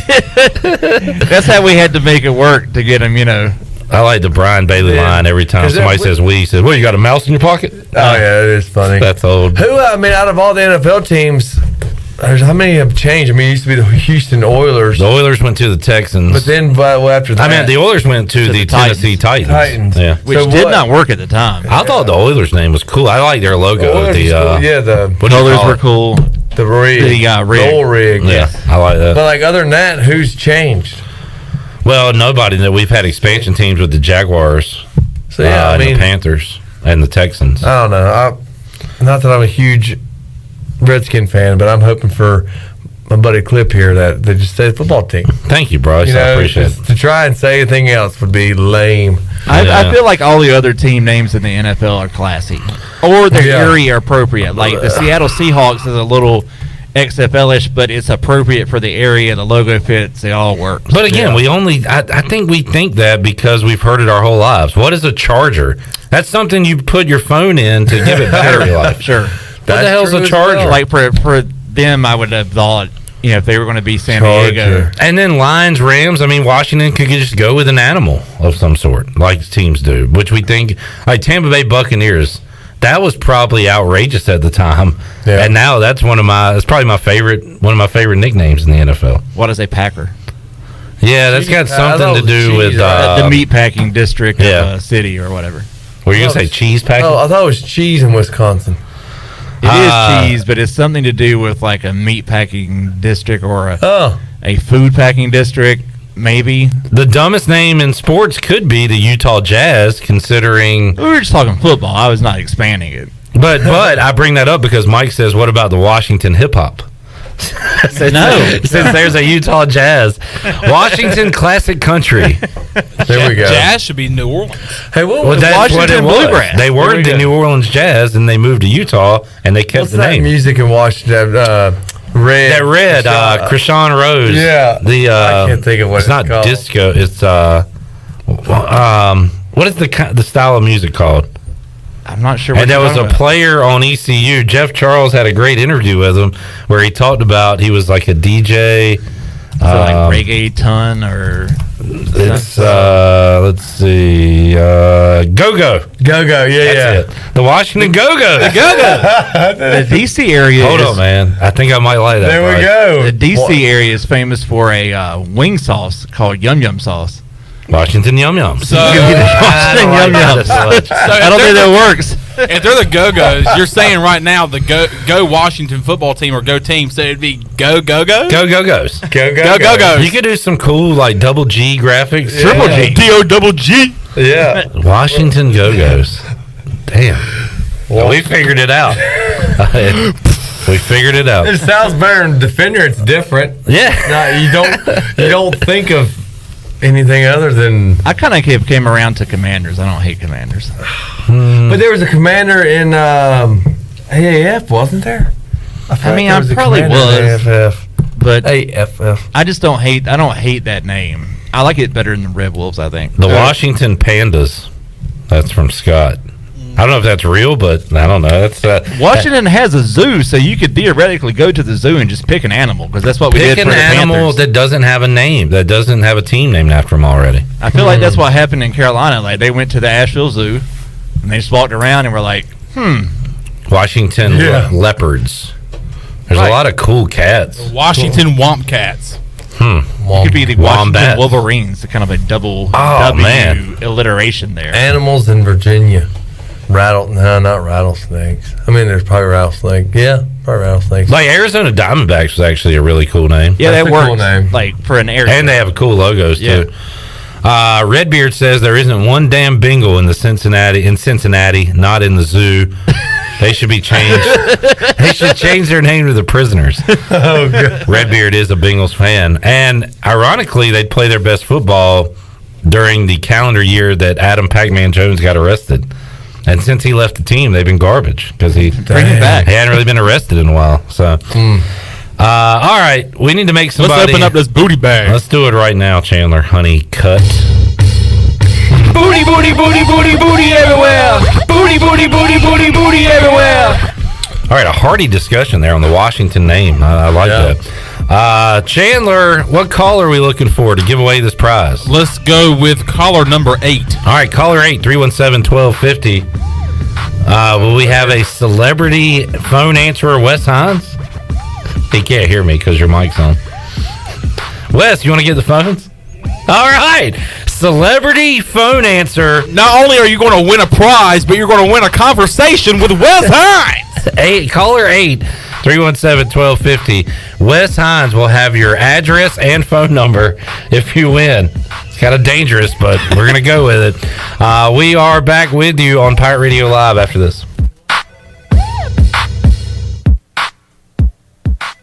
Hey Pirate Nation, this is Tom Brown from Brown & Wood Buick GMC Truck. We've been serving the Pirate Nation in Eastern North Carolina for 83 years. We have 4 brands, 3 generations, 2 showrooms, and 1 goal to make sure you leave a happy customer. This month at Brown & Wood, get an all-new 2021 GMC Terrain and save over $3,550 or 0% for 72 months. And as always, Brown & Wood is the home of the lifetime powertrain warranty. We're located on Greenville Boulevard next to the Convention Center, or shop us online at brownandwoodauto.com. Weekends are made for AJ McMurphy's. Start your Sunday fun day at AJ's. AJ's is now serving brunch from 11 a.m. to 2 p.m. and a build-your-own Bloody Mary bar. Enjoy your weekend with live music on Friday night and Saturday night with no cover charge. And you can catch all of the MLB and ECU baseball action on AJ's TVs. See you this weekend at AJ McMurphy's, Turnberry Square at Bells Fork, and on Facebook, Instagram, and Snapchat. This is John Gavigan with the Gavigan Agency. Our top priority is doing what is best for our members. Whether you are buying a new vehicle, a new home, protecting your family with life insurance, or filing a claim, our agency will be there every step of the way. Our goal is to become a trusted advisor for you and your family for all of your personal and commercial insurance needs. Give us a call in Greenville at 756-1400 for a car, home, business, or life insurance quote today, and give us the opportunity to show you the benefits of doing business with someone who cares.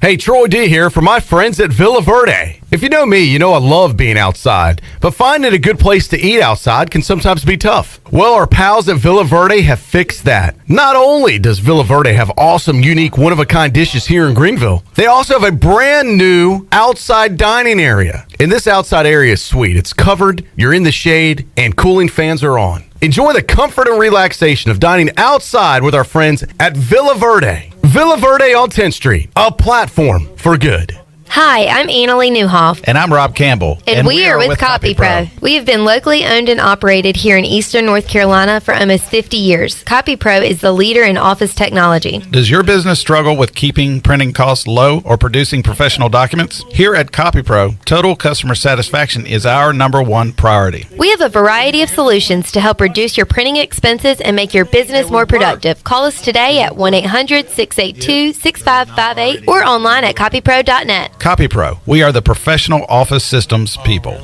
Have you stopped doing your favorite activity due to chronic aches and pains? Let Eastern Physical Medicine and Rehab help. They provide regenerative injection therapy that can help with osteoarthritis, joint pain, carpal tunnel, and plantar fasciitis. Eastern Physical Medicine and Rehab will help you get back into the groove. Eastern Physical Medicine and Rehab, 2245 Stantonsburg Road, across from the hospital. Call 215-9294 for an appointment today. Guess what, Greenville? Calzones are back. Community Calzone is the only restaurant in town specializing in calzones. Choose from over 50 different calzones, or you design your own with unlimited options, including vegetarian. Community Calzone also features wings, huge salads, and more. Plus, they deliver to almost everywhere in Pitt County. Located on Greenville Boulevard next to Ashley Furniture Warehouse, they're open for lunch, dinner, and late night for dine-in, pickup, or delivery. It's Community Calzone. Hey Pirate Nation, Lindsay Gray here with Carolina Caliber. In 1960, my granddaddy started his firearm business right here in Eastern NC. Still family owned and operated, we have the area's largest selection for outdoor shooting sports and accessories and are one of the nation's top firearm dealers. At Carolina Caliber, we have everything you need from hunting, home defense, and personal protection, including a wide variety for ladies and youth. We buy, sell, and trade. It's a time-honored tradition. Visit us at Carolina Caliber on Fire Tower Road in Winterville. Pirate Radio. We'll strap it on with anybody, anywhere. It doesn't matter. I know this. I want to win or lose with the group that we have in our locker room. The voice of the Pirate Nation.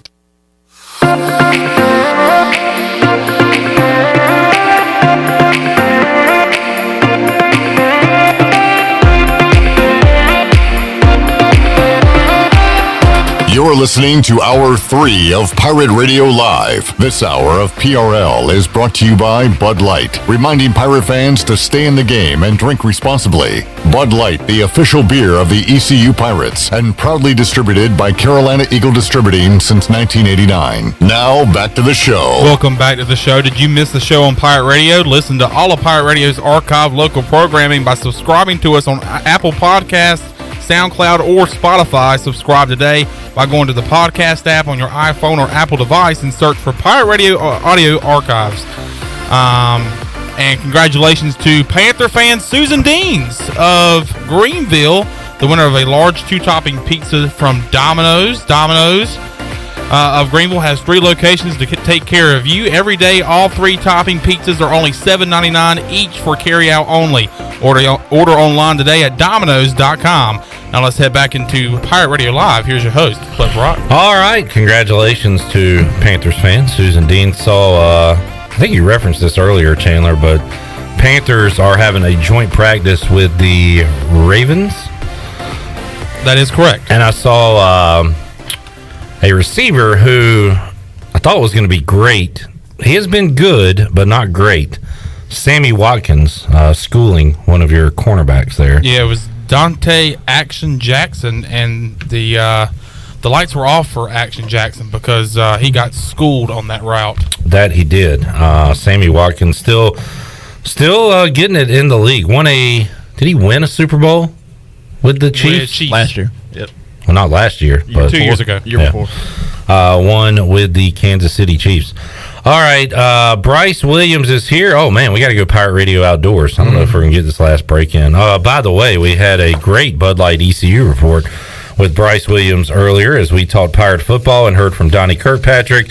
Bud Light, great any day, especially on game day, especially while you're tuned in to us on the Bud Light pregame tailgate. You can pick up some Bud Light today at your favorite retailer. Bud Light, proudly distributed by Carolina Eagle Distributing since 1989, the official beer of the ECU Pirates. Also nice to have if you're having a nice, relaxing day on the water. Right, Very Bryce? much so. Let's find out what's been going on, what you've been up to outdoors, Bryce. Oh, of course, been on the water. Went Saturday, actually spur of the moment, a buddy of mine. It was like 10:30 on Friday night, and I guess thankfully Anna was late coming home than what she originally said, so it kept me up later. Well, he called me like 10:30, said, "Do you want to come fishing?" And we put in the Chocowinity, and it was on his boat, so I'm like, shoot, go fishing with a buddy on his boat, 30-some minutes away. Why not? And we caught a mess ton of flounder. A mess ton of flounder. Mm-hmm. They caught a mess ton of flounder. He finally caught one good, finally caught a keeper. The others were, small, probably like 12 inches or whatnot. But, kept us busy on that. And then I caught a 24-inch rock on top water. So that was cool.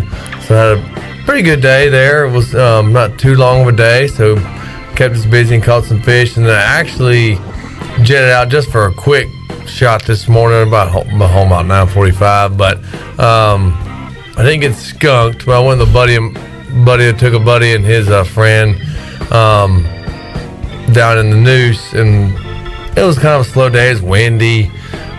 Just kind of was a funky day. It even felt kind of funky out there, but I didn't get skunked. Caught a little puppy drum. He caught a nice 23.5 redfish. So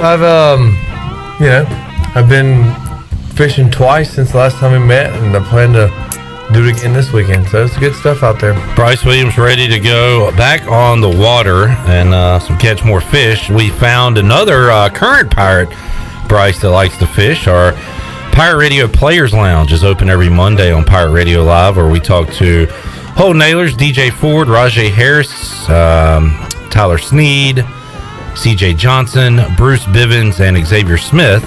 And we got to know the guys a little bit on Monday. Bruce Bivens, an active fisherman, says he likes the saltwater fishing. I think he said kind of get his feet in the water, Glenn. And yeah. So what do you catch when you do that, Bryce, if you're kind of on the shoreline there? Shoot, you can catch a whole plethora. Did not see that coming. Fish, from the shore. Pretty much anything you can catch. I think they're laughing in there. my big Bryce. Well, you stay focused. Sorry, that was funny. You can catch flounder, redfish, trout, of course your sharks, your rays, no one cares about them. Then your smaller, croaker, spot, but that's just getting. You can catch pretty much anything you can on the inshore fishing, as far as on the boat and back in the creeks and stuff. So, I believe we've addressed this, but can you and have you eaten ray meat before? Maybe if they were false scallops. I think they. Oh yeah, we did talk about that. Right, there's the whole. So I'm sure I have, because I've got some big scallops, and I'm like, either that's just a really good catch, or maybe I'm eating, ray wing meat or whatever. Yeah. But I haven't done surf fishing in forever. But yeah, you can catch pretty much anything off the surf. I'd rather be on a boat, honestly. It just, I'll do it. Actually, I'd probably try to be on a boat. But did you get your trailer tire fixed? I guess you did. Man, you wouldn't believe it. Friday, it was on a hunt from, it messed up Tuesday, and I was searching for it. If I couldn't find that part anywhere, ended up resorting to ordering from California. But I was like, hold up, let me Google. I think it's good stuff. I type in boat trailer dealers in North Carolina. I was the one to go from anywhere. Well, fortunately, I'm calling everybody just down the list. Bam, bam, bam. No, I have to order it. Yada, yada, yada. I'm like, God gummit. And I wanted to go on the boat Saturday, so of course I was pressured. I was like, I got to get it right for her. And sure enough, I called a place in Wilmington, and they had it. Brunswick trailers, marine trailers, but they had the hub and the torsion axle trailing arm all together. There you go. Saved me some money. I had to wake up leave the house about 5:45 on Friday, drive 2 hours, and then right back. But she's all fixed. Awesome. So I wish I could do 3 more of those, but knock on wood, hope I don't have that anytime soon. So she's back running. Little knickknacks here and there to finish up on the boat, and after the season, we got to get Bruce and Xavier on the boat, because Bruce, I think, would take it to a water. Xavier already said he's not getting on the boat. That's the whole point. That's the whole point. Is that I'll give him a life jacket. But Bryce and Bruce would be a good fishing show. I think if you took Xavier, you'd have the odd man out, and that'd be funny. Yeah. You could talk football, you could talk fishing, life, everything. I think Bruce would be like Randy Moss on these fishing shows. Yeah. He would just fit right in. He'd just be one of the guys. Yeah. Bryce, thanks for joining us today, buddy. Thank y'all for enjoyed having it. When we talk to you next week, we'll be 8 days away from Pirate football. 8. When we talk to you in 2 weeks, we'll be one freaking day away. And I got to come up with a score. You got to come up with a score. You got 2 weeks to do it, so good luck. All right, Chan Man, great job today. Big Dog, good to see you. Awesome job. Keep up the good work with all the great videos, pictures, and audio we're giving you as far as ECU football practice goes. And we'll have that for you each and every day. Just check out our social media sites. Make sure you're subscribed to Pirate Radio TV on YouTube. We got the full interviews there for you each and every day. We'll see you Thursday, 3 o'clock for an all-new edition of Pirate Radio Live. So long, everybody.